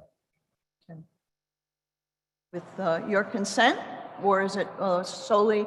Hey, look, the commissioner and I, we've been together for a long time in the leadership of the Providence Police. We agree on a lot. We don't always agree on every single aspect of what we talk about, including some levels of discipline. But for the most part, we've agreed, but there are times, and we've been on record in public meetings where he'll take one stance, I'll take another. Yes, that has happened. And we've continued to have a very good and professional relationship, but do we always agree? No, I don't think.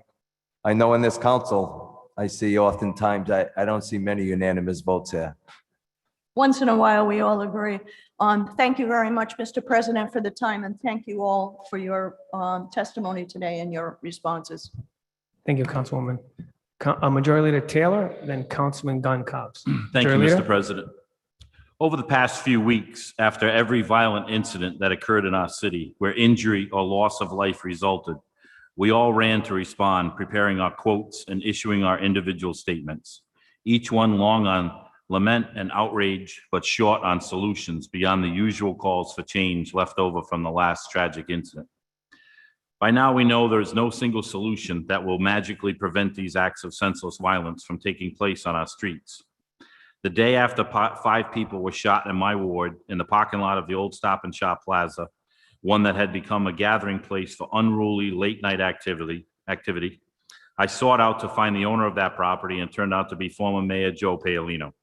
I reached out to him and asked him, what can we do to secure that property to keep the illegal ATVs, dirt bikes, cars playing loud music, you name it, out of there? I also at that time reached out to Chief Clements of the Providence Police and Assistant Fire Chief Bates from Providence Fire, as well as the principal of Atvs.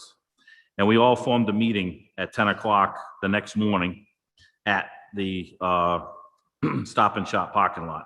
Mayor Paolino sent 5 people. Police Chief Clements had the district lieutenant and police officer respond. Assistant Fire Chief Bates had the 2 district chiefs respond. And together, we developed a plan. The property owner agreed to add more cameras, install gates to limit access to the property. At this time, I would like to thank former Mayor Paolino, as he could have easily said, this is not his problem. But to his credit, he understood the urgency and wanted to be part of the solution, and willingly agreed to get it secured. I have stated, I will state now, and I have stated in the past, that Mayor Lorza and Commissioner Parry need to untie Chief Clements' hands and let him run his police department. More importantly, before we call for outside help, we must allow Chief Clements and his leadership team the ability to do the job we've entrusted them to do. Tonight, I am calling for Commissioner Parry's immediate resignation, as he has failed the city of Providence. He has allowed sound public safety policy to be replaced by his own politically motivated agenda, failing the city of Providence as well as the men and women under his command. If we all remember, he failed our state back in 2003 with a smoke shop raid, and now he continues daily to fail the city of Providence. Let's place a true fire chief as the head of the fire department, and let Police Chief Hugh Clements run his department to get our city back in shape. As we've all heard tonight, and I will reiterate, I have the utmost confidence that Chief Clements can accomplish this task, as the men and women of his department trust him. Last year, we had the incident, the unfortunate incident with Jamon Galkals in my ward, and for a week straight, the dirt bikes and ATVs were racing up and down Elmwood Avenue late at night to early morning hours. But at the border of Park Avenue and Cranston Street, Elmwood Avenue, Park Avenue and Elmwood Avenue, not too far away, was the Cranston Police Department, the police chief, and the mayor of Cranston. And they were sending the message that you're not coming into our city. Last summer, when peaceful demonstrations gave way to riots throughout downtown, which caused destruction of several businesses that were already struggling because of the COVID pandemic. We were not prepared yet again, and the quote from Commissioner Parry at that time was, we were a bit flat-footed. When you have 300, 400 people, and they are going to storm the mall or any facility, you need to be ready with more than a couple dozen. He didn't see this coming. This went on from 11 p.m. to 4 a.m. the next morning, leaving mass destruction throughout the city of Providence. Things have gotten worse under the direction of Commissioner Parry, with ATVs and dirt bikes, pulling out drivers of cars and beating them, terrorizing the city when they are out there. The quote from the commissioner most recently for this incident is, if you come here and think you are going to get away with driving recklessly, eventually we will apprehend you. Commissioner, They've been doing this for 2 years now, and they continue to do it on a daily basis. With all the ATVs and the dirt bikes running amok, the shootings, the stabbings, the armed robberies, the carjackings we hear about daily, as we've heard tonight, the residents of Providence are scared. My constituents are scared. But the difference is they reside in this city. They are not as lucky as you, Commissioner, who work weekdays in the city and go home to the city of Cranston, nights, weekends, and holidays. They have to be here round the clock, and they are afraid. Speaking of Cranston and several other cities, as we've all heard, they will not allow what is going on in their communities. And they have proved it numerous times. When they said they were going to riot Garden City, the mayor at that time and police chief, even the National Guard protected it. Why do we deserve any less? The men and women of the Providence Police Department voted no confidence in you, Commissioner Parry, and I sit here to echo their sentiment tonight and ask my colleagues to do the same. As I brought up several times, you were never vetted through the current city council, which is yet another violation, this current city council, which is yet another violation of the city charter. So just to end quickly, I know I'm on the finance committee and the current president was the finance chair and Councilwoman Ryan, the finance chairwoman now. We have all said for the last 3 years, instead of doing a 50-person school, do a 20-person school, each year. And then that way we can catch up. If you take a list of, say, 200 people, you could do 10 schools of 20. It's not going to cost more money. Plus, as you know, and I've said for several times, you're the acting fire chief of the city of Providence, and you're not qualified, but that's $1.2 million we've spent over 7 years, and we could hire 24 policemen today with that money. Thank you, Mr. President. Thank you, Majority Leader.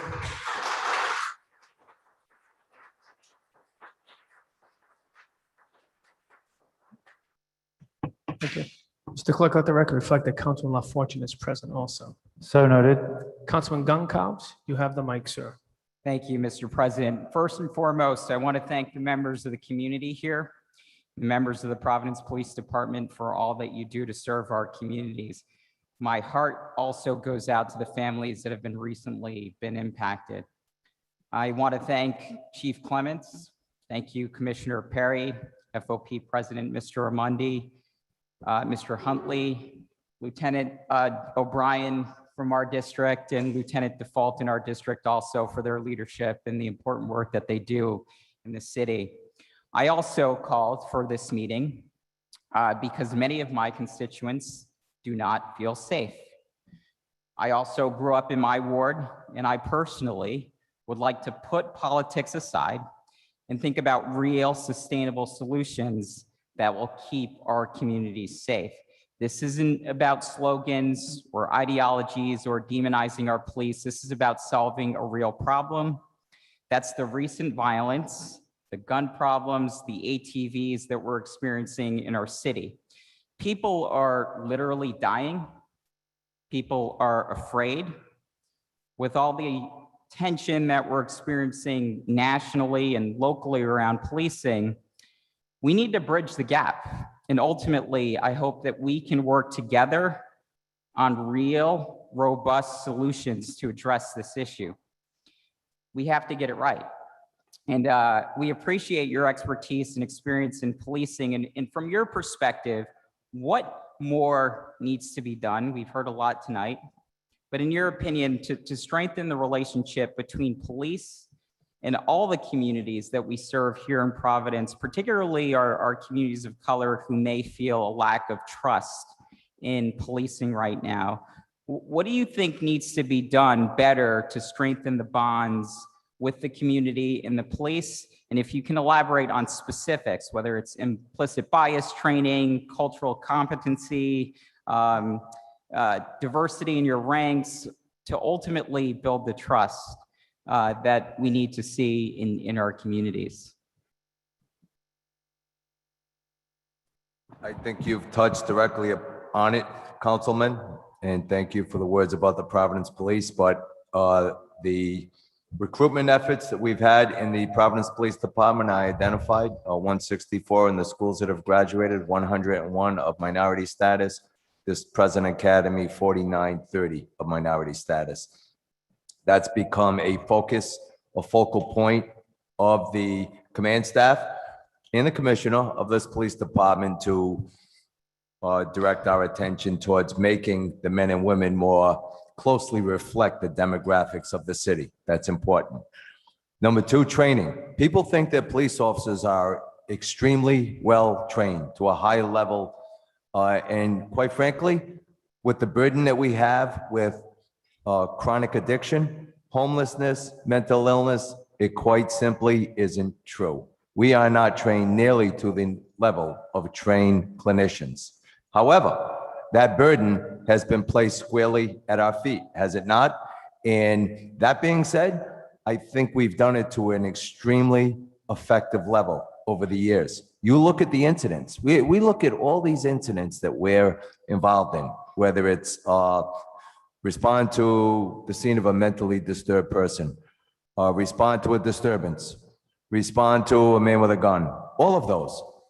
90+ to high levels % of those are resolved and they're de-escalated. And that's because of more so, not the training, but the experience of the Providence Police. We recently went through that training, and I want to thank the Rhode Island Foundation and Neil Steinberg. Thank God we have the relationships we do and the connections within our community that we do to foster this type of positive outlook going forward. So we trained the entire Providence Police Department as of last week, including the academy, the recruits in the academy. As far as closer connections with our community, we can't do enough of it. But you know, when I first started to speak about our efforts around diversion with the council, many of the council members, many in the city, did not realize what we had already been doing. We have so many partnerships with social service agencies. As Cedric identified, we've been connected at the hip with the Institute for 18+ years. I've served on the board for many of those years. To answer your question directly, we can't do enough of it. We have to continue to make those connections in the community. I think the Providence Police Department, the men and women, there are some units in this department, every single day, they're telling me how they're connecting with the community, having conversations, outreach. I want to thank not only the sworn staff of the Providence Police Department, but the civilian staff. And I'll point to, some of the preparation we had for tonight was from that civilian staff. And Tina Shepard, community relations specialist. We do so much in the community. We could send you a template from her and Captain Remolino, all of the outreach we've done in this community. It's pretty impressive. It really is. But to answer your question directly, we can't do enough of it. And we need to continue those conversations. And I think the men and women of the Providence Police Department have always been open to those tough conversations and positive reform to police this city in a better manner. Thank you for that, Chief. And thanks for all the robust partnerships that we've experienced in the city. As we know, crime and poverty are related. Crime in many cases manifests itself in the lack of educational opportunities, the lack of meaningful employment options, the lack of housing. So education, jobs, keeping our recreation centers open, that's what we hear from our youth and our families. We need to fund and invest and address those root causes. But what do you think we can do and should do as the legislative branch of government to tackle these issues so that we're preventing and also addressing some of the root causes of crime in the first place? This question goes to anyone who is willing to answer it. It is all about opportunity and resources. And again, I don't think members of the Providence Police can have enough training. But from the council standpoint, funding is a big issue. I can tell you many of the programs that we've run, one in particular, we've had astounding success at in the police department. As an example, the YPI, the Youth Police Initiative. This is a program where we handpick, not us, predominantly we've done this program in public housing, where public housing, and we have a great relationship with Providence Housing Authority and its executive director, they will handpick young men originally, and then later women in those public housing developments who are at risk and generally do not like uniformed members, men and women of the Providence Police Department. And the same for the men and women that work in those neighborhoods, there's a level of distrust. So we ran this YPI program, several sessions. I believe we're up to 13 or 14. We can't do enough of those sessions because every time we do them, and these young men and women, they develop such a relationship with the officers who work in those areas. And by the end of the session, I've gone to every single graduation, and they were offered a dinner and an opportunity to go before the microphone and speak about what they've learned and where they are now. And everyone on the council should go to the next graduation. In this council, I know we've spoken about it, should fund several of these YPIs, because each of these young women who are brave enough to go to the microphone talk about how my new best friend is Jose Pineda, Joe Iannucci, or whoever was their mentor in that program. And at least half of them say, I want to become a Providence police officer. And they started as at-risk youth. And by the end of the program, several of them want to become a Providence police officer. Those type programs. The Providence Police Explorers program, we've run for over 30 years. It is a model in New England. There are over 100 graduates of the Providence Police Explorers program who are now police officers or correctional officers, including as far away as the NYPD, but several on the Providence Police. Those programs, we can't do enough of. They're not all connected with the Institute, but these are all programs that are successful. And those are long-term strategies to keep young men and women away from errant behavior and the wrong path in life. And we've been successful. We can't do enough of it. And any funding the council can give us with the Recovery Act money, especially on YPI, we would love to do one after another. And one more thing with the recovery money, I would love to see members of this council, members of the community, members of the media, to go through our next several sessions. We want to keep the academy staff in place and run some citizens academies. And I really want you to see how truly dynamic, unpredictable, dangerous this job is, and run you through scenarios. It's a tough assignment out there. It really is. And I think it would be helpful for the council. Absolutely. Thanks for sharing those stories. I actually spoke to a police officer recently, and he lives in the city, grew up in the city, a male of color, has children, decided to do the job, to serve the community, to change the narrative around policing. And he told me that morale across the department is low. It's a tough job. He might not come back home to his family. Are you hearing that from other officers of color, particularly from Providence? And what are the implications for that? Are you seeing recidivism in people leaving the job early, especially some of our more diverse officers? No question at this moment, members of the police department, including me, are frustrated, we're demoralized, and that goes right to every young officer on the job. That's because of national and local conversations. And I think I've touched upon it, that I know we can do better in this city. And we have solutions. There is a fix here. There really is. ATVs is a really complicated, tough issue, but on crime and bringing the police department more closely connected with the community. We're very connected. I mean, however, we can't do enough of it. There are so many groups that we connect with, but morale is extremely low. It's I won't say it's as low as it's ever been, but around the country, police officers are demoralized, and that's happened here. I think police officers are about to leave in much larger numbers. I don't think the city of Providence should let that happen. You know, I think we should pick it up. I think, like Cedric says, like we've all said, we have an opportunity to move forward, and I know that we can. I mean, we all love this city, And I think we have an opportunity from this point on to move it forward in a positive way with some of these long-term strategies. And we'll always have the short-term issues and react to crime. Right? We have our long-term strategies, our short-term strategies, but we always have to deal with what's happening at the moment. And we're dealing with that right now. Thank you. And might I add, this officer is really dedicated to the community. This is a community guy, and so I thought that was very telling. I might expand upon what some of the colonel was touching on. You know, the program that for the youth, that's a great program, and he touched on community civilian police academy, which I was going to bring up.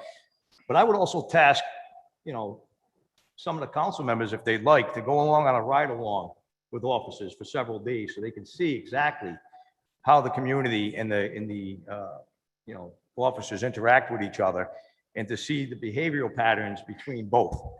You know, it might be eye-opening, it might be enlightening, it might be horrifying, who knows? It could be any one of those things. But I think it would give everybody in this room a better grasp of what Providence police officer goes through on a daily basis. And I think it would be very instrumental in, you know, helping you to better understand what it is to be a police officer and what you deal with on a daily basis, rather than just seeing it in the news or hearing people's opinions on it. You can live it for yourselves and make your own determinations and decisions. I think that'd be a great starting place. To expand on some of the other things, you know, we have youth services, you know, police officers in the school resource officers. You know, there's been some conversations going back and forth of whether we should have them, whether we shouldn't have them, whatnot. Those officers in the schools are the gap, the bridge for that gap between youth and adulthood. And the bonds that they form with a lot of those youths in the city translates into how they're going to view police officers when they become into adulthood. It is a unit that doesn't get a lot of praise, but they should, because the work they do affects people, future generations in the city, and they do amazing work. And I want to just touch on that because, you know, we don't need to get rid of them in the schools. We need to keep them in the schools because they're an extra tool that helps to educate the children in that school as to police officers can be your friends and will be your friends, you know, but they'll also hold the line when you do something wrong. And they give them that, listen, you're going to be held accountable, but we're here to help you get you through it as well. So those things there, and to touch upon, you know, officers leaving the job and whatnot. Right now, you have a large group of officers who are seeking positions elsewhere. You know, and it's terrible to say that because Providence foots the bill for training these officers. And I believe I had this conversation going back almost a year ago with Councilwoman Harris on a Zoom call. And I explained to her that, you know, we train these officers and we pay for these officers to be trained and we get them through their probationary period. And then they just go somewhere else, you know, and that impacts our ranks. And it's not fair to the city that they leave and go elsewhere. But the catalyst for them leaving and going elsewhere is the atmosphere that they work in. Okay, and not feeling support. And as you know, Mr. Huntley said, support. You have to support, just like we have to support the community. We have to support, you know, the citizens. You have to support your police as well. And that's going to bring morale up. And if morale is up high on this job as police officers, you're going to retain the best officers you have. You're going to retain them. They're not going to leave and go other places. We've had 3 officers in the last month leave to go to the Veterans Administration. 3 veteran officers leave because they didn't want to deal with Providence anymore. You know, we've had at least 10 officers in the last 2 years leave to go other places, more than that, actually. Mass State Police, Connecticut, South Kingston. We have people in the process to go to other places in Rhode Island right now that have only been on the job for a year or 2. That's not positive. That's not good. We need to do everything we can to keep the officers here once we train them and make it a place where they feel, you know, supported and where the morale is not rock bottom. I know the colonel said he doesn't believe it's the worst it's ever been. In the 26 years plus I've been here, it's the worst it's ever been for me, morale on this job. It is absolutely at the bottom of your shoes. That's where it's at. So Yeah, Well, we need to there- do more to help, as we move forward and do more to help the community, we also need to do help for the officers as well to show support. Sure, and I'd love to talk more about the Follow-up SRO question? conversation at some point. Follow-up? So with over 400 officers that we currently have on the force, some of the things that I often hear are about basic quality of life issues, the noise, the stray pipes, not just the ATVs, that's not being addressed. What do you think that we could be doing differently? Directed patrols. So as it pertains to straight pipes, whether it be on Thayer Street or Atwells Avenue, I know that Newport has done a lot around that initiative. I spoke with a lieutenant from Newport the other day, and we're ready to address some of those issues in those hot button areas, whether it be South Main Street, South Water Street, and to posting. So it's education within the community. So we need signage on Thayer Street, Atwells Avenue, in the areas where we're having issues with motorcycles with a straight pipe issue, and then give our officers who are on directed patrols the latitude to enforce it. Look, I said it in the beginning, what we should be doing as a police department is problem-oriented policing, going to neighborhood meetings, listening to the problems in the neighborhood, and then directing our patrols towards those issues. Quite simply, we're at a critically low number right now, and we're having a very, very, very difficult time in doing that. When we go plus 50, plus 49, November 6th, and once they get through their FTO training, and once we announce another academy, and once we divert some of the challenges that have been put on the police, I know we've talked about more diversion in the police department, and maybe taking away some of the challenges that we have, like that, they're lower level, and maybe police officers don't have to respond to, maybe civilians could respond to. We've embraced that, but that's all funding, and that's going to take time to put into place. So maybe, off the top, we could talk about eliminating responding to accidents, which is a high volume of what we do. Eliminating the type of calls that we respond to that maybe a clinician or civilian could respond to as it relates to noise. But I caution, some of these events that we respond to that are minor in nature, at some point, you need a policeman nearby, because the clinicians will tell you that. So again, much of it is centered around resources. All right, my last question is, the nation's murder rate rose by almost 25% last year. If you look at the data in large cities, increases in homicides are spiking across the country, and that's exacerbated by the COVID-19 pandemic, obviously. That's alarming. Is Providence safe? The last couple of weeks, there have been incidents. Certainly, you could certainly say the woman surrounded by the ATVs and the horrific acts of violence that we've seen, of course, that you don't consider Providence safe. But generally speaking, you look at the data. Look, each number is a victim, and we can't lose sight of that.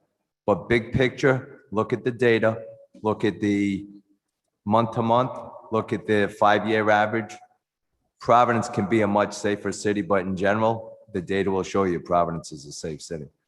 Thank you, Chief. And thank you for answering my questions. And, I ultimately hope that we can work together to figure out the solutions and do everything that we can to keep the residents of the city safe. Thanks, Council President. Thank you. Thanks, Council President. Council President Pro Tem Espinal, then Councilwoman Miller. Thank you. Thank you, Mr. President, and good evening, everyone. Members of the press, dear colleagues, and also community members. The violence in Providence has got to stop. We just passed a budget for $540 million that does great investments in a different area that we as an urban city need to put in place in order to keep the city moving forward. But when the public does not feel safe, it all falls apart. This is why this has got to stop. When I listened to Mr. Amondi and the chief speak, I'm a little confused because it almost sounds like they speak in about two different departments. Mr. Amondi talks about one that has challenges, that it's lacking resources, that their hands are tied. And then the chief talks about a department that, although having challenges, it's moving forward, it's working. And he went on to say that more police does not necessarily equate less violence. Is that correct, Chief? That portion of it is correct, but more policing does equate to more community-oriented policing, which we haven't provided in the form of foot posts, directed patrols, which are the real means in which you employ community-oriented policing to address quality of life issues. So it's not just necessary because you have a larger number of police, doesn't mean For that you violent have crime, for violent, Exactly. because we've seen some of our numbers will go down, even though we have a lesser number of officers year to year. But as far as employing community policing efforts in the community and quality of life issues, absolutely. It affects the operations of the Providence Police Department when you lose those resources. Thank you, Chief. All right, so all the measures that we're talking about tonight, sounds to me, we're reacting to crime, you know, and but I don't hear anything about being proactive. See, I don't, Councilman Goncalves touched upon something that I wanted to talk about, which is the root cause of crime, which is the poverty, which is the lack of education. Our kids are attending a school system that has failed. The 98% of our kids cannot read or write at grade level. There's lack of opportunities and all the other, everything else that we know about. So what do we think or expect is gonna happen in the years to come? So we're reacting today to things that we knew about, but nothing was done. You see? So we need to keep that in mind, because this lack of opportunity for our children, our youth, is really gonna carry a lot of weight in what happens in the future. Some of the individuals involved in the latest shootings, I had 9 people that were shot on Carolina Avenue. That's in my ward. I believe one of those kids was 14 years old, which tells me that 10 years ago, he was in pre-K at 4. Another one was 18. I think the other one was 23. So 10 years ago, elementary school, middle school. So at some point during that time is when we fail those kids. And unless we address that, we'll be here every single year having the same type of conversation. I get it. We do have an uptick in crime and it needs to be addressed. And we can give all the tools in the world that the police department needs to address that, because the violence needs to stop. So I'm not saying that I'm here against the police or the work that they're doing. I'm saying that when you empower the police to do the job and to take care of the crime that's there today, at the same time, we need to put something in place that is gonna stop the crime tomorrow. Because if we keep failing our kids, you're gonna have a lot more victims out there. No one should die just because they happen to be standing on the street talking to someone, right? No one should be at home because they live in fear. So let's deal with the current situation that we have, and let's deal with the root cause of the problem. That's the only way we're gonna get this. If not, our city is just gonna fall apart. So we need to address that. So let's put a plan together, because I have not heard about a plan. We'll leave here tonight, but there's no serious plan here. So when we draft that plan, let's do a 2-part. Current situation, we give the police the tools that they need to deal with this. And let's talk about our children. Let's put that part of the plan. so that tomorrow they can walk on safe streets, tomorrow they can have a good future. And we already begun at the council. Yes, we did pass the budget that included millions of dollars that's gonna go into youth empowerment. It's gonna go into early childhood learning. It's gone into employment for the youth. But we did this year. Let's keep on doing it every year. And let's make it a commitment that we are gonna address this. And perhaps in the next year, in a few years ahead, we'll be able to see the fruit of that. We won't be here talking about what are we gonna do about the uptick in crime. They will be here celebrating because we'll have a city that works and that works for everyone. That's what we need. Thank you, Mr. President. Thank you, Chief. Thank you, President. Thank you, Pro Tem. Mr. Amandi. Thank you. Just asking me to be aware of the time and the hour, please. So I apologize. Councilman Miller, then Councilman LaFortune, then Councilman Anthony. Okay, Councilman Miller, you have the mic. Thank you, Mr. President. And yeah, I do want to thank everyone for being here tonight. And I just want to start by also sharing my sincere condolences to Councilman Narducci for the loss of our city sergeant, for the loss of your good friend. We will all miss him, and my condolences go out to his family. I also, just before I start, want to say to you, Councilman Narducci, I would very much love to bring you to Federal Hill to have a dinner on a Friday or Saturday night where there has been a really remarkable, celebration of our city's resilience in the face of some really difficult times. And so, this is the second time you mentioned it, and I would be remiss to not say, come have dinner with us, because it's a pretty good scene on there. So that's it, Colonel Clements. I want to thank you also for these graphs that are up front, and ask you if you could provide those. Somehow those ones that are at the overall crime trends are not in our packets. So if you could please provide those to the council office. It is very heartening, given the very difficult time we've had over the last couple of months, to see that overall trend of both, total crime just going down year after year. And so I would like to have that for the record. So thank you. There's a lot been said tonight. I'm not going to try and reiterate anything. I want to say specifically, when we talk about violent crime, we have an opportunity to bring many more people to this table. And so while I really appreciate your time tonight, and I appreciate you coming to talk to us and to the public, there have got to be more voices, Mr. President, as we talk about solutions to this. Many people around the country, and I think we would be well served by thinking about it this way as well, consider violent crime to be a public health issue. Consider it to be an epidemic, right? And by that I mean, when violent crime starts happening, as it has in Providence, as it has around the country, we see not just one incident, but more incidences, right? And so the way we know something about handling a public health crisis right now, right?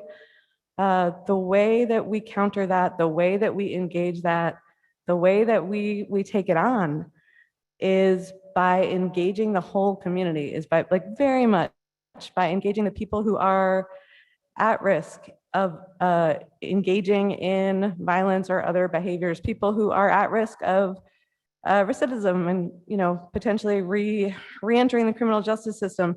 We do it by straight on engagement, and there's lots of models. So I want to just introduce folks to a model called violence interruption that is well engaged in places around the country. It means exactly what it says, violence interruption. More often than not, it is a non-police response, right? It is alongside other city and police responses, but it is a community-led path to engage directly where violence is happening, where we know that people are at risk. Similar to, I really appreciate Pro Tem Espinal's comments about wanting to make the future better. I think we have an opportunity to make the now better, right? That we're not just talking about the children as much as we do have to engage in these long-term questions and these long-term problems for the kids in our schools. We have an opportunity to engage the people right now who are, and I don't think we come out of this without doing that. And so it's a community leader response, right? It's kind of old school community leader response, right? Where we're engaging community leaders to engage their neighborhoods. And there's lots of ways we can do that at the city level, so models like this have had a huge impact in places like Chicago, right? A community impact in Chicago saw a 50% reduction in gun crimes when using a violence interruption strategy, right? A 50% in a city we know to have a tremendous problem with violence. On the city level, I think that we can provide a backbone, a kind of scaffold of support for initiatives like this, right? I think we can provide, so right now, in our rec centers, I think one of like the jewels of the city of Providence is our recreation centers. We don't have a lot of programming. Once you hit 12, you gotta go join your school team. We don't have a lot of programming, but we have an opportunity to engage young people from 12 to 18, right? Who are hungry for it. And the thing that we haven't really talked a lot about tonight, although we started to allude to it, is in the last, there's something else that's happened in the last 18 months. And that is that as the COVID pandemic took over, the bottom fell out for a lot of people who depended on the social interactions in school, who depended on the social supports they got in school, in our rec centers, in all of these both formal and informal interactions they have in the community. And so, I'm not sure what more we could have done to, given the extreme public health situation we were facing, but I do think that we failed a pretty significant portion of our community that has counted on those interactions for a long time. So all of this to say, I think there is more we can do in this moment right now. I think I would love to have many more conversations about violence interruption strategies and how, as a city, we can support them, and as a community, we can bring those voices to the table to also support. So thank you. Thank you, Councilwoman Miller. Next, Councilman LaFortune. And Councilman Anthony.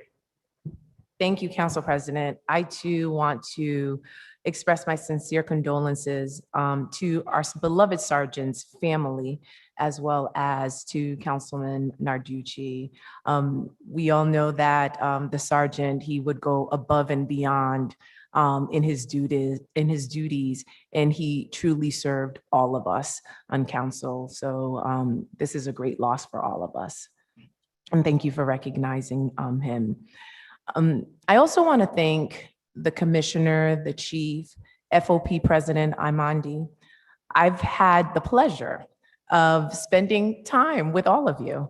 Mr. Amond, on several occasions, you and I have had coffee. We've talked. Sometimes we agreed on things. Sometimes we did not. Both the chief and the commissioner, I always say that you might get sick of me because we talk almost weekly. I've invited you and the district lieutenant to my community meetings. Pre-pandemic, you've come to my home for dinner with my family and members of the community. I've had the opportunity to go on a couple of ride-alongs with the police department. I've also had an opportunity to go on ride-alongs with the Nonviolence Institute. And Cedric, I am just so happy to see you here and also appreciate the work that the Institute is doing in the community as well. And also all the police officers, the work that they're doing. So I first want to say that I agree with my council colleagues in regards to the state police coming to Providence. One, I think it shows a lack of confidence in Providence ability, our police department or public safety's leadership ability, as well as the members of the police department's ability to address this issue. One thing that Mr. Cedric said was relationships. And we've been having the same conversations about the same issues for quite some time. I also had an opportunity, and even before this meeting, because I reached out to both commissioner and the chief, to look at the data to look at the trend of violence. And thank you, Councilwoman Miller, for also bringing up the point that, we want to see more data. So when we did have close to 500 police officers, there was the violence rate in the city of Providence was much higher. We also see that there was a downward trend over the course of the years, yet during a global pandemic, we saw an influx of violence. During that time, all of our rec centers were closed.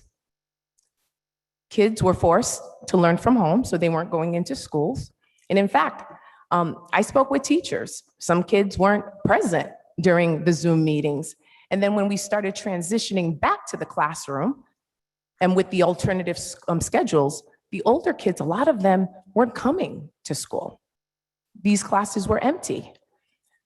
We didn't have as many after-school programs or initiatives that were functioning. So gun violence is a public health issue. I talked to Dr. Rainey about this, and she also agreed that it was a public health issue. We have seen an influx of illegal guns, to my council colleague's point, on the streets. I've testified at the State House. I've been with both the commissioner and the chief testifying at the State House so that we can reduce access to these illegal guns and also have accountability measures put in place at the state level to hold people accountable who purchase these guns so that they don't fall in the wrong hands. There were 13 homicide victims last year. As I'm sitting here, I'm thinking about, since the time I was elected to council in 2017, all the funerals that I have gone to with kids laying in caskets, babies, victims of homicide. Some are adults. I'm thinking about William Parson, how kids, his fellow classmates from both Central and PCTA, and you know what? They had an SRO, watched him die. I think about the young man who was living, I believe was in Newport. He was Dominican. He came to Providence to see his family at the Roger Williams Project, and he was by the door, and the bullet hit him, which wasn't intended for him. And this was a young man who was sending money to the DR to take care of his family.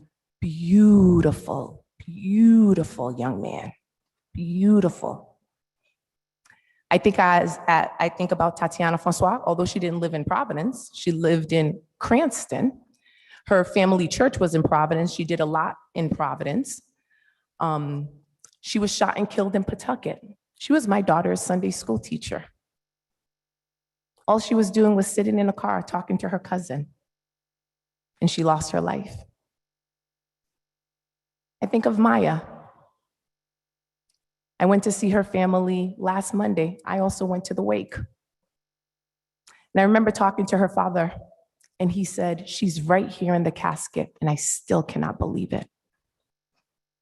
I think about the young man who was with her, who moved her so afraid that they would come back, and she died in his arms, the trauma that he's experienced. And he shared with me that just last year, he lost his 2-month-old child to MRSA. The impact of violence is severe, it's long-term. And what I'm seeing now is that many people, particularly those of marginalized communities, are so accustomed to seeing it that all emotions are erased. They become desynthesized.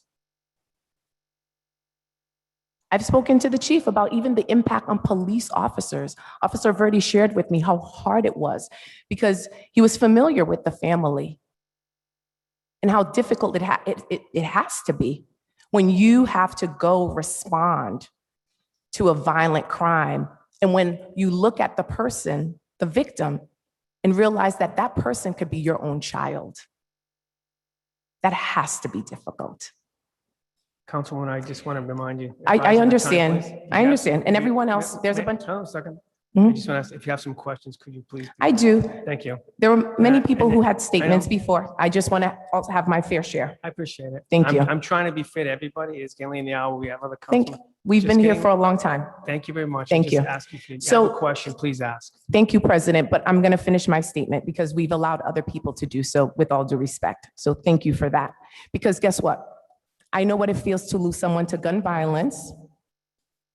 I know what it feels when people don't report it. I know that feeling. Every time I go to these funerals, every time one of these young people, anyone who experienced gun violence, it hurts me deeply. It does. So I understand the time. I have patiently sat here in this poor air quality. Thank you for. So thank you. You can continue. Thank you.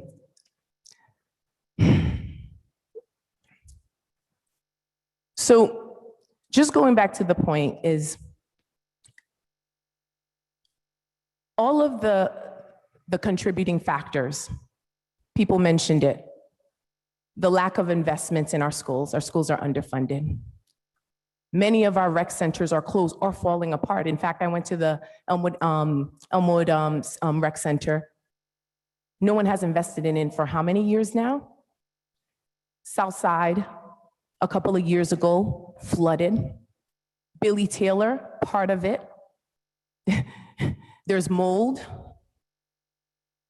So all of these things contribute to the violence that's happening in our community.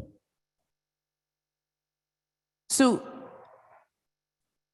it's not an issue that can be resolved with policing. And also, if we're going to spend our tax dollars, right, we also have to think about a comprehensive strategic approach that includes public safety, the police department, but that also includes community resources. The Nonviolence Institutes, their outreach workers or street workers have reduced significantly over the past few years.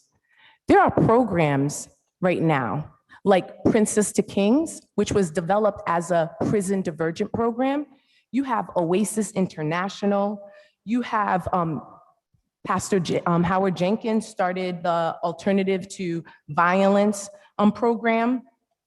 There's John Hope Settlement, which used to be an entity in the community that would have lock-ins to prevent like feuds between gangs.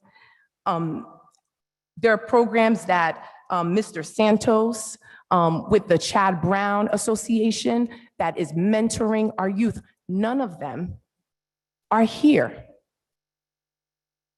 None of them are here. Community policing is about building a relationship with the community. You can have 100 officers on foot, but if they don't know the community that they're serving and everyone is not working to cultivate those relationships, if a crime happens, people are not going to report. People are not going to engage. What's missing here? It's the comprehensive strategic approach to addressing the violence in our city. I'm hearing that you're asking for more resource, but no one's telling us how those resources are going to be used. We're calling in the state police, but yet you haven't told us what are some things that's going to be done to address the ATVs. We've been talking about that for how long now? I too am tired of seeing the violence. Providence is my hometown. My parents have been in the same house for 30 years. So I will always, always choose Providence. And I feel safe because this is my home. My home. But I also don't want to fear standing outside and someone pulling a gun at me. So what I want to hear, what I want to see is what are you going to do to increase accountability and transparency as part of building those relationships? How are you going to work with the community-based organizations that are actually doing the work in the community with limited resources? How are we going to cultivate that so that everyone feels a part? Because public safety has a key word, the public, which means it's all of our responsibility. And I do apologize for taking a bit of time. I grew up, Councilwoman, you have one more minute. And then Thank you. I have the next council person. I grew up on the south side of Providence in Washington Park. I come from a working class family. My father, at 73 years old, is still a certified nursing assistant. There might be people here, my dad took care of your family members. I've seen crime. I've witnessed it. I shouldn't be here today. I shouldn't. So what I do hope is that we take that strategic approach.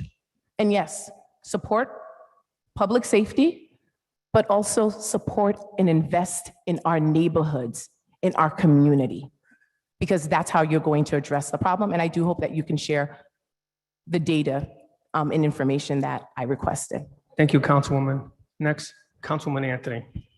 Yes, thank you so much. First of all, I'd also like to express my condolences to my fellow councilmen. We miss the sergeant already. I missed the fact that he didn't pass out our packets, that we had Mary Lee do it in his stead tonight. It was very, very sad. So I am so sorry.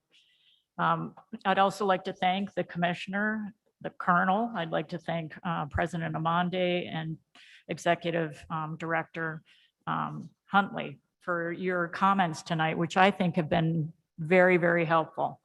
So I truly also appreciate all the comments of my colleagues. I think we've all spoken from our hearts tonight. We're all here for one purpose, and that is to protect our citizens. So, and I would like to give one shout out to Lieutenant Default also, who has been an excellent liaison to the East Side. He has done a tremendous job and made himself available constantly. So I'm so appreciative. So I think we all know that safety is an issue in all our neighborhoods. Some of our residents do not feel safe in the presence of police. Other residents are demanding a greater police presence on their street.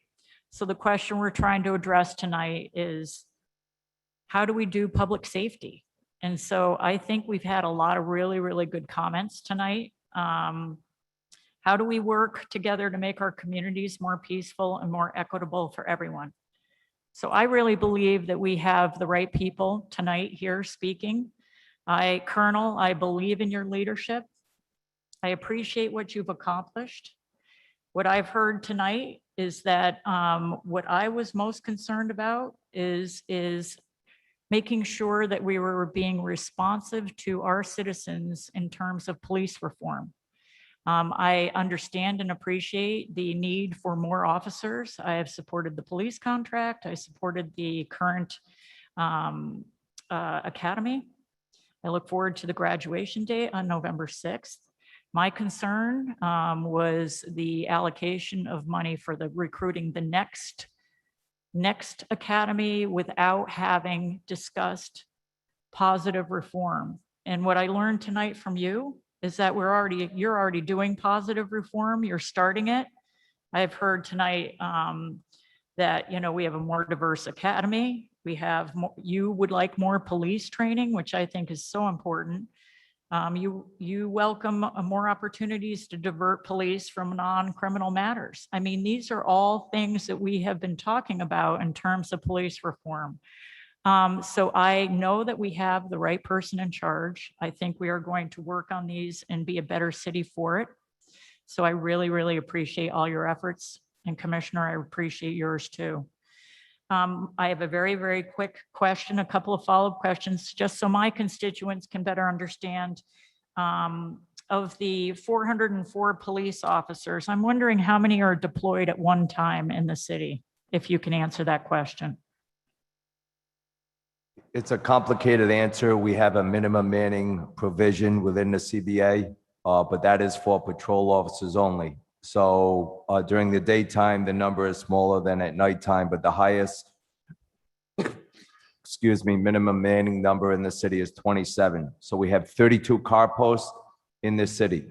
So like in your ward, District 8 and District 9, there are 3 and 3. So there are 6 car posts up on the east side. There are 32 car posts in the city. The only requirement of the city is to fill 27 patrol officers on a shift. Now, that's a little bit complicated. So when you ask the question, how many police officers are on at any given time? There are several times that we go out way under the 32 car posts that we have in the city. So, however, what we do have, like on a Friday night, we'd have more than the 27. We might have 27 or 30, but as well, we'd have detectives, narcotics. We'd have some traffic services out there. Much lower numbers than we used to have. So at any given time, you could have 50 or 60 Providence police officers out there, but in patrol, answering calls, we're as low as 20 and 27 during the witching hour, which is critical and dangerous. So the minimum manning number is 27 when you have 32 car posts, and that's a problem. And I guess my follow-up question on that is until the academy graduates on November 6th, is there any opportunity for the deployment of maybe more officers in some way? Yeah, so we've done that. We strategize every other day. I mean, we're a data-driven organization, and where we have to pull narcotics or detectives to perform other functions than their normal assignment, we've done that. And, you know, we have 404 officers, minus the 36 that are out, military leave and IOD and other. But we're pulling those resources together. As you can see with the numbers up top, we've been here before in these critically low numbers. But I do want to qualify that although there have been times in this city when we've had higher complements of numbers and crime could be lower or the same in some of those years, we have not provided the same community policing services. And I think for us to be an effective and true community-oriented policing department, we should have foot posts in every neighborhood, and we should be a problem-oriented policing department in that we should be going to community meetings and addressing your particular needs. So I'm sorry, just one follow-up question. So that you have 32 car posts. So you're saying we have no foot posts out in the streets We right have now? foot posts downtown, but as the councilwoman said, Councilwoman La Fortune, we put out foot posts on rare occasion, but it's not effective in that you should have the same 2 foot posts in your ward, in your neighborhood, on the 4 tours of duty that they're working. So tonight, if it's Clements and Verdi, and tomorrow night, if it's Amond and Parry, and the next night it's Iannucci and Greeley, then there's really no connection to the community. We put them out in overtime fashion. The way it should work is it's Clements and Verdi for the 4 nights that they're working. The whole community knows they're going on what their days off are.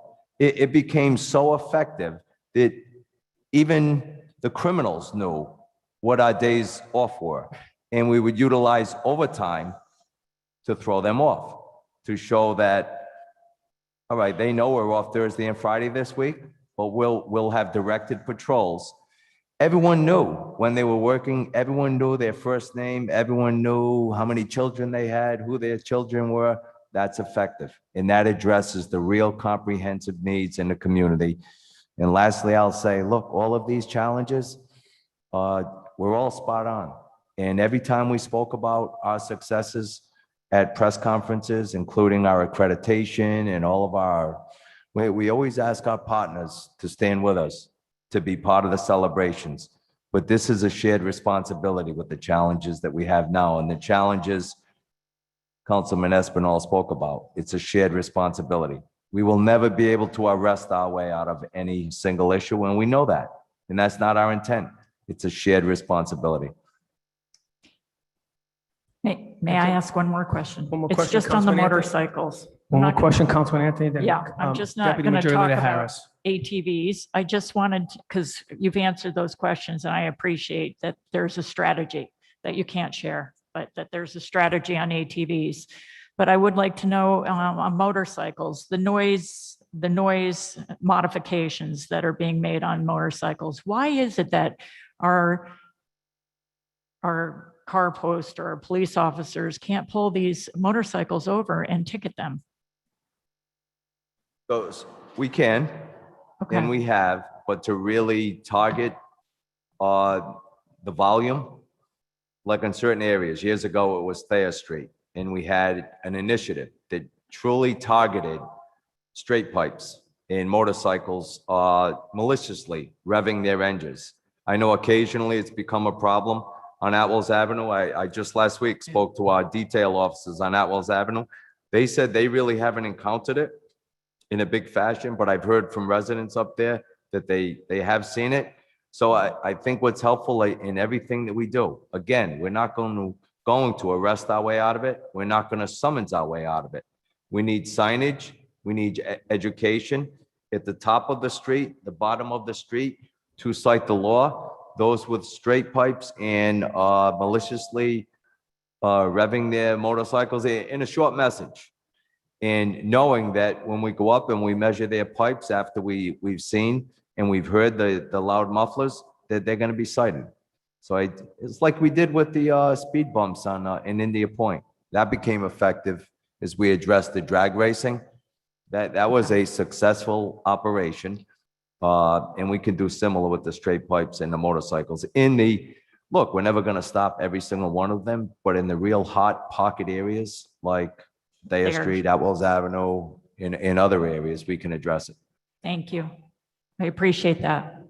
Just to expand upon. what the Thank you, Colonel's Councilman saying- Anthony. I'm sorry, okay? I'm going to go Deputy Majority Leader Harris, if I could. I understand everybody's been very patient, but it is getting hot in the hour, and we have another meeting upon this rise. Deputy Majority Leader Harris. Well, I will be quick. I can be quick. However, my relationship with the Providence Police Department goes back to 1998. Oh, you're shaking your head. And I also have a colleague that's in the audience who should be shaking his head as well. So I gotta say that all of this is happening in right now in our community, in our society, has a lot to do with what people are painting as a narrative of who is responsible. One of the things I do want to say that I have acknowledged since I've been here in the council, as a council person, there's not a lot of starting with the man or the woman in the mirror. Michael Jackson had that. I like to do that. First, start with your own accountability, who you are. When I got in office, because of my longtime relationship with the chief, in fact, President Imani, when I got in office, he was in your seat. He was a fraternal order of police. It wasn't, we weren't happy with each other at one time. You know, I wasn't really, I had a lot on my mind, and I had a lot of frustration. A lot of that frustration was not a lot of thinking or being proactive. Councilman, you said it so well, being proactive and thinking about how do we really address issues. I got a little uncomfortable when throughout the whole social unrest around this season, I was very, very uncomfortable. I think I made it very clear to quite a bit of my colleagues about how uncomfortable I was with the term defund the police. And what did that really mean? I guess if I was an organizer at the time and I was a person who was organizing people around, what do we talk about in a time like this with social, racial injustice? I probably would talk about racism, probably talk about that. Then I would probably talk about some of the things that I see in our social crisis of people unhoused people without shelter, our children that go back and forth each and every day and monitor these people who are laying anywhere for rest, their mental behavior. I want to thank you too, Councilwoman Miller, for talking about this being also a health issue, because I've been thinking a lot about that. I was thinking a lot about that ever since Officer Allen was killed back in, I think, early part of 2000. And at that time, I want to also say, Councilwoman Miller, you were right. The police did, and Chief, you remember this very well, they did spend a lot of time with the community. And the community called upon a person who had the skills to deal with mental illness at that time. Am I wrong? They called upon, and it was the community itself who drove that. I don't know what happened within a period of time, since the time that we were going through so many changes over a period of time, since '98, and then watching our police departments working with the community slowly change. I did see a change, so much so that the accreditation became a part of it. And I gotta say that the community was also a part of that as well, because the community called for what they felt like real change looked like to them. And I believe the police department listened. I believe the police department heard. Since I've been in office, I noticed that it's not a lot of that community relationship between police and community. Now, I'm not talking about council people and their community meetings. I'm not talking about that. I'm talking about what it used to be when there was really, police really engaging in different things that when things happen, really came out. I remember many of those meetings. And those meetings did lead to accreditation and for us to get that. We do know that everywhere else around the globe, there is less response of how community and police get together, less than what we have here in Providence. I mean, I've seen a lot of building here in Providence. I've seen it over and over and over, good or bad indifference. I want to say that when I got in office, I felt comfortable enough to say to the chief, because I had long years of relationship and growing to know each other and growing towards the community and watching how the community itself have made a big impact on who we are here in Providence. I asked him to send me some good people. I said, send me some good people to my neighborhood. No crazy people. I don't want no crazy. I don't want crazy in my neighborhood. I want someone who would come to my neighborhood and help meet with my neighbors, talk to my neighbors, get to know my neighbors, calm things down. I'm gonna be honest with you, I have a challenging neighborhood, a very challenging neighborhood. You don't have to ask me what the police go through every day. You don't have to ask me, because I'm gonna tell you, just walking through my neighborhood sometime is very, very challenging for me. So I wanna say that, yes, we need to have something proactive in place, but I feel very, very, very uncomfortable about the Providence Police not being given the opportunity for more police to be there, or the tools that they need, or going back to the time when things were changing in the police department because people were getting together and coming together in the neighborhood. Back in those days, way before 2013 that I got here. So what I would like to say is that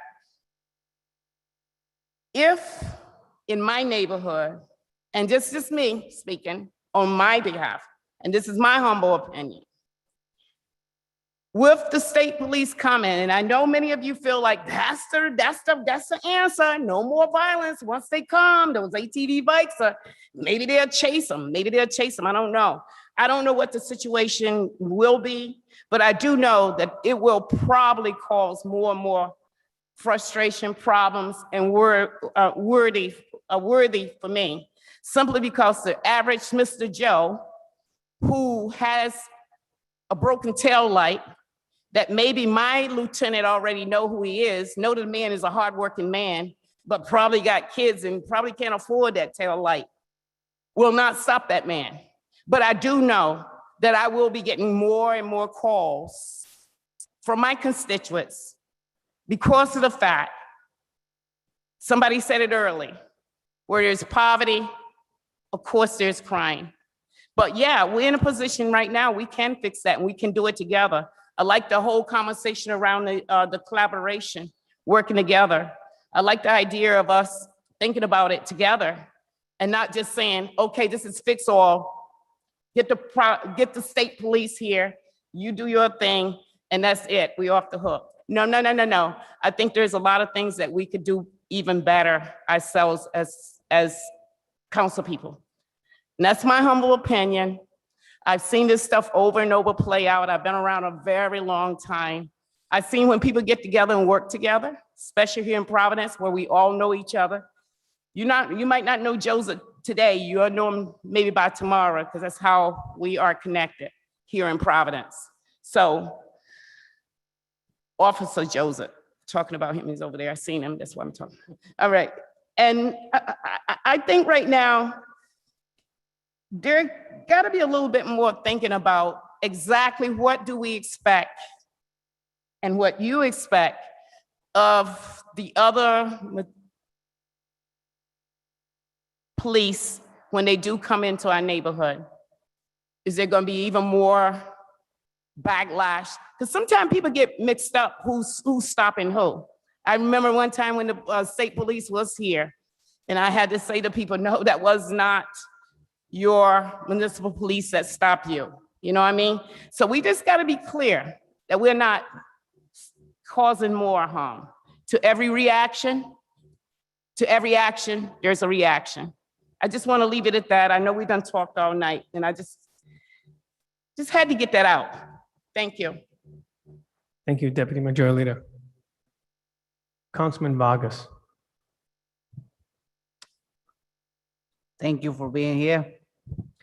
I am brand new in the council, and I want to say thank you for being here. And my heart and my prayers goes to the family of this great person who passed away, and also goes to the families who've been hurt in the city of Providence. What I want to see is change. Commissioner Parry, you got the last word. You got the power to do it. And you got people who can follow your orders. You know how to make it and how to do it. We don't see no plans yet, but I know you guys working on a plan. Hope will be a great plan. Please put it together and let it be, and let's work together. As a city council, I support the police. I want more police. I wish we can have a class every 6 months, but we have to follow the rules. So let's work together. We know you have the tools, you have the resource. Yes, put the plan together and let's work and let's get it done. Thank you. Thank you, Councilman. And then further questions? I just have a couple of follow-up and then we'll conclude the meeting very quickly. First, I want to thank everybody for participating this evening and also my council colleagues. Just the first couple of questions. I just want to make sure. Right now, Chief Clements, you mentioned, you said the President Academy will graduate this November. Is that correct? Correct. And you said right now you could begin the process of vetting a new academy as we speak today, starting this week? Correct. Okay. Does the commission need to approve that process? We've had these conversations where we're ready to move almost immediately. Commissioner, I'm going to ask you on the record, on the oath, will you commit to beginning that process? Yes. Thank you. So hopefully not next year when goes before the Finance Committee, we hear the money was used for something else. So now we'll do that process, right? Chief Clements, I just want to make sure I got it clear. You said in order to provide the type of policing, you mentioned foot patrolling, community policing, et cetera. And Councilman Deputy Majority Harris is correct.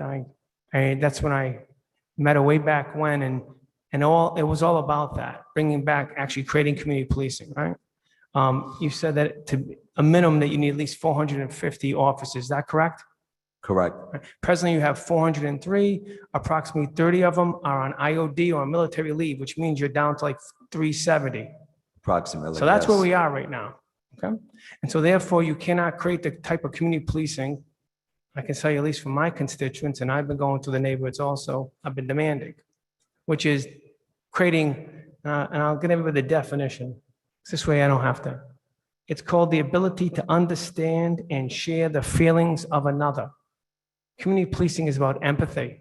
It always has, always will be. It worked back then, it can work today. And you just mentioned a second ago, where you have a constant change. You don't always have a particular officer on a particular foot patrol every time, so they can't get to know Mr. So-and-so who owns a business, Mrs. So-and-so is on the third floor. They don't get to know they don't become the fabric of the community. It's not easy because you don't have enough police officers to do that. Is that correct? That is correct. May I ask you this other question? Do we have a foot patrol dedicated to the pedestrian bridge in Providence? Yes, we have a permanent detail assigned over there, yes. Do we have a foot patrol dedicated on Pecasset Avenue, No, Hartford Avenue? No. Plainfield Street. My point is, we have foot patrol dedicated to a pedestrian bridge in downtown Providence, but we don't have enough bodies to do foot patrols in our neighborhoods. And I don't blame you, Chief. I blame the fact that we need to keep on getting the academies and have the people to do that job. That's a fact. I'm glad that the pedestrian bridge is being protected. I know there's cameras on it, both ends.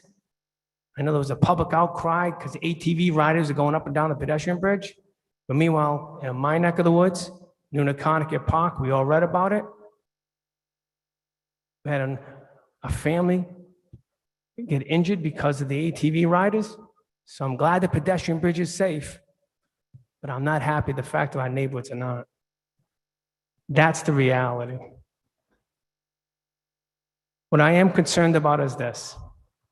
It's clearly law enforcement has been able to eradicate organized crime, take care of some of the prostitution issues, drug dealing, and we just talked about taking guns off the street.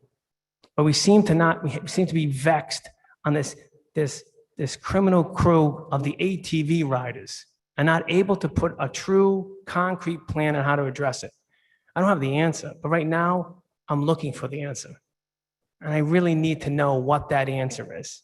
Because folks, if you want to know where the ATV riders are, come to my neck of the woods. Come to New Connecticut Park on any sunny day or Marino Park. I have 100 acres of woods. If you want to arrest those ATV riders, just put an officer on both corners and guess what? You'll arrest at least 50 of them. Because they're running rampant in my neck of the woods. And they sure don't care about my neighbors. And I bought a Cranston and Johnston in my neck of the woods. Marino Park, we invested millions of dollars. Now I can tell you my rec centers, they're doing great. I've been investing in my rec centers. They're going at full speed. My parks are full speed. I don't need these ATV riders abusing the people that want to use these parks. So if you want to know where they all are, I'll give you all a ride. So I'm looking for a concrete action plan. What is it?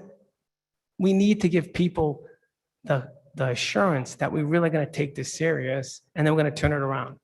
Now, I am also concerned, Commissioner Parry. Commissioner Parry, you are the civilian authority of the paramilitary operations of the city. If your mayor is telling you he wants to legalize, this is what I think is interesting. We have criminal behavior that's been illegal, ATV riding, and yet the mayor of Providence wants to legalize criminal behavior. I'm kind of confused here. But meanwhile, it's not legal yet. So therefore, in case someday the mayor prevails upon the State House to legalize ATV riders up and down our streets and our sidewalks, we're not going to have a massive impact action plan on this. So I'm looking for you to commission immediately, not now. Excuse me, not yesterday, not now in 5 minutes, but by tomorrow. What is the action plan? I don't know what else you need to hear. So I'm looking to you to stand up and start doing this job. You have an obligation to do it. And if the mayor is wrong, you need to stand up to that policy. That alone has been detrimental to the city of Providence. And if you don't see it, by the fact that we're putting a foot patrol on our pedestrian bridge in downtown Providence to make sure ATV riders don't go on that bridge, clearly shows that the administration does take this issue serious, but just in certain neighborhoods. We have So folks, something's not right here, and those are the facts. Next, I would like to know about, are you going to take the governor's offer? And I know you mentioned on the neighborhood response program that they're offering, which is federally funded. It doesn't mean the state police are going to be walking our streets, but what it does, it can relieve certain aspects. Are we looking to, have we taken the governor up on his offer of having further complement our low ranks to help our Providence Police Department with this neighborhood response team? It's a yes or no question. Commissioner, you want to answer? Chief? So I've met with Colonel Manny, and so yes, they have about $40,000 of federal money towards the neighborhood response team. It will not be the NRT in the form that we ran it years ago. It's under that federal grant. We've talked about using their assistance as it pertains to traffic enforcement in the ATVs. Yes. It's not a lot of money. That's $40,000. We'll run through that fairly quickly. But yes, we've accepted that resource and we can use it. This past Sunday, Colonel Manny and the Rhode Island State Police are dear friends of ours. We've had great relationships, and when we've asked for the assistance of the state police, whether it be public demonstrations, public assemblies. This past Sunday, we were very short in the workforce. We asked for 3 Rhode Island State Police, and he was very gracious and offered that, and we used them. So yes, we have in the past, we will continue in the future, not in the form of what Councilwoman Harris said to this point. That is not part of the conversations I've had with Colonel Manny. It will be in the form of addressing this very challenging ATV issue. And I can tell you, even though we've addressed organized crime and gang activity, and no one's done it better than us, including present gang activity, but ATVs is a challenge everywhere. It really is. In the bigger cities, DC, New York, Philly, and like cities of Providence, but I spoke at length with Colonel Manny the other day. We do have some initiatives and strategies I'd rather not share right here. But yes, and I think we can take a dive at it, and maybe we start in your park, New Connecticut. By the way, it's not necessarily my park, it's the people's park. But if you want to find them, all you have to do is go there on any day. Marino Park, New Connecticut Park, Roger Williams Park, they're there. So just another note, I'm not looking to make those parks into ATV parks. We spend too much money making walking trails and making it a really wonderful place for people, families to go to and enjoy their time off. So we're not looking to make it that kind of place. So I do not agree with doing that. What I want to do is we need to take it back. As for the you said you only 40,000 from the state police for the neighborhood response team. We have $110 million, I think, still pending in COVID relief money. And we can use that for anything. Can you suggest to the Finance Committee, to the council, ideas on how to utilize that, to, as far as I'm concerned, to bring back community policing that creates empathy between our police officers and our constituents? And by the way, also, how can we beef up diversionary programs? So we need you, give us your suggestions. My So suggestion. we're looking for that. And by the way, if you're hampered, we'll figure out how to get you unrestricted, because my concern is, and I'm going to say this, Commissioner, my concern is I am concerned about bad policies that have created this situation in the city of Providence. So Chief, what, you have any suggestions? So my suggestions would be with that $110 million, let's start an academy right away. Let's maybe for the first time in many years, I've been open to the suggestion. I've spoken to the union president on lateral transfers. The quicker we can fill the ranks within the Providence Police Department so we can get back to what I feel is the best way to solve quality of life issues within our neighborhoods, let's do it. So I would suggest we use some of those monies for efforts like that, as well as the diversion programs that I spoke about. If we can take some of the burden off the police that not necessarily is our responsibility, but has been placed on us over the years. You know, at 2 o'clock in the morning on a Friday night or 10 p.m. on a Thursday night, who is it? When people have an issue, they call the police. They dial 911 and ask for the Providence Police. And that's probably our greatest endorsement is 200,000 times a year, somebody picks up the phone and says, we need you. However, it's really not always our responsibility. So I think those monies should be directed at these diversion programs. And thirdly, these programs that we run. We can't run enough partnerships with the Institute and these other social service agencies, the YPI, the Youth Police Initiative. That's a fascinating program that we have data on that have yielded great success in youth in this community.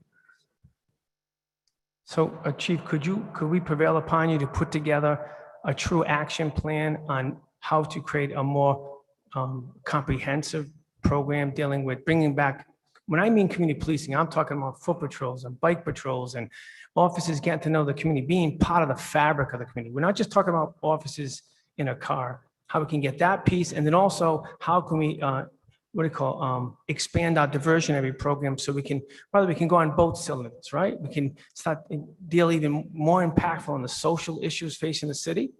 And then also on the other end, providing the quality of life protection people expect. So the answer is yes, this is fixable. We have solutions. We can put together an immediate or a 3-year and a 5-year plan to address these issues and get back to the police department that we know through proven success. We have the playbook. We have the template. We've done it. But yes, we can put together a strategic plan addressing now, shortly out, once we graduate November 6th, a 3-year out plan and an extended plan. Thank you. And then Commissioner, I'm looking upon you. We'd like to see an action plan on this ATV situation, working with Chief Clements, the state police. By the way, I bought a Cranston and Johnston, working with the Cranston Police, the Johnston Police, the North Providence Police. Let's figure out how we can corral, and I call it this criminal behavior that's terrorizing our neighborhoods. We're looking for a real plan. I know the mayor wants to legalize it, but right now it's not legal. And you have an obligation on the charter, if I remind you, and I'll remind you, be charged with the responsible for the enforcement of all laws, ordinances, and promulgation and enforcement of rules and regulations of the police department. Right now, sir, before you on your desk is the rules and the ordinances that have been passed outlawing ATVs in the city of Providence. You have a charter obligation, legal obligation to put forward a plan and to address this. No woman, no person of any color, sex, sexuality, anything should be dragged out of any vehicle in the city of Providence by a gang of ATV riders. No council person, no chief of police should be surrounded by them.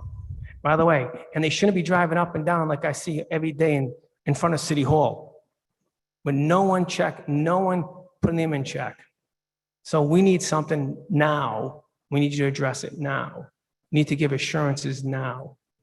Understood. Let me be clear that not one time did I, on behalf of either the mayor or the administration, direct our police officers not to stop ATVs.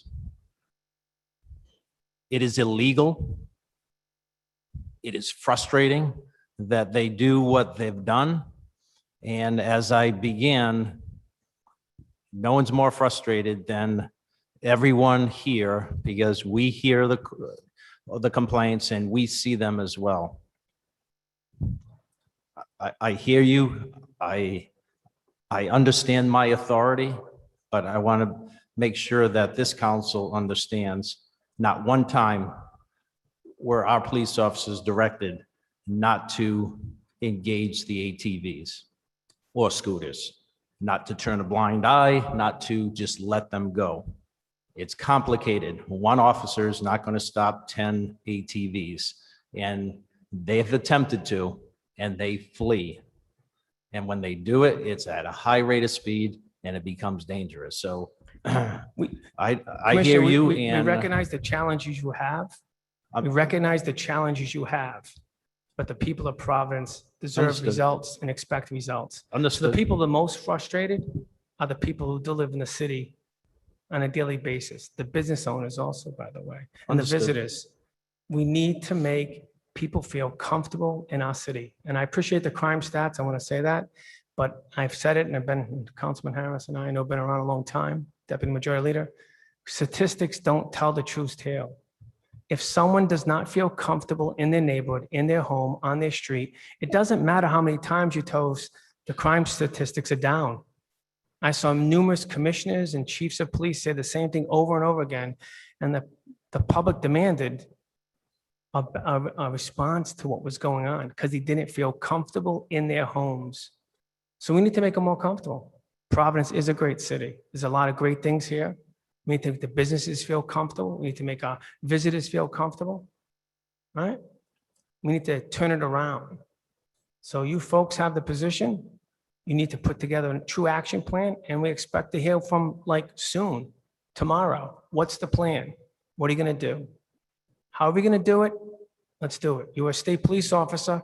You handled high-profile crimes in your job there. If you could get rid of those criminals there, you sure as hell can get rid of criminals in Providence, right? So let's get to work. That's what we need. Is there any more comments or questions by council members or committee members? With that said, I want to thank everybody. Councilman Castillo, my apologies. Councilman Castillo. Thank you, Council President. We have a City First Cranston and Johnston. They stop the interview before they come to the city. So why we don't working with the money we got to block these people to come inside to our neighborhood? Because I believe, if we block them and they can be available to go inside to our city, we can have it controlled. The police don't have to be enriched to stop them. We are tired for this. We are tired for we driving in the car and, this guy coming to put the wheels up and we have to stop and waiting for everybody to go away. See, they can close the things that they can go inside to the city. Why we not? Why we can close the entrance? We know when they coming in. They make, when they have it, they make, in the social media, where are they going? So why we don't follow them and stop them before they come here? Thank you. Do you want to answer that question before we convene, gentlemen? No, I hear your frustration, and what I'll say is, it's easy for the other towns to say you're not coming here, but truth be told, the attraction isn't to Providence. It's into the major cities. They don't go to Johnston to ride around City Hall. The attraction is in the city of Providence. That's why they come here, not because we allow them to come here. I hear your frustration, and it's not as easy as you saw Cranston blocking Elmwood and they didn't go into Cranston. They don't want to go into Cranston. If they wanted to, Cranston police are not stopping them because they'll go right around them and use another access to the city of Cranston. So there's a feeling that we as a city or as a police department or me as a commissioner, come on in and ride recklessly here in the city of Providence. Nothing is further from the truth. It's not an easy solution that many cities are being faced with in how to resolve their coming and riding dangerously on the streets. So I'm not going to quarrel with you. I hear your frustration and you hear mine. Thank you, Commissioner. Thank you for hearing us, but we want to see action now. You need to take the welcome act out of the front doorstep of City of Providence for the criminals and ATV riders. You need to put forward a true action plan.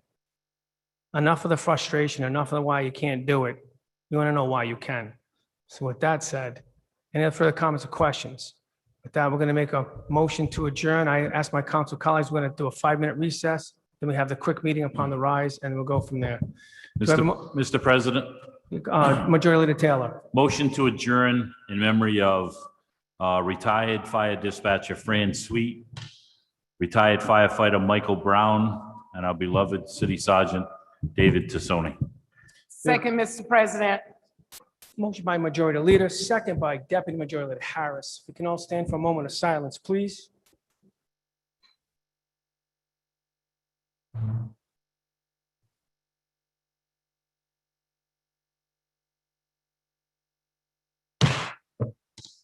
Thank you, gentlemen, for participating, council colleagues, and the public. This meeting is adjourned.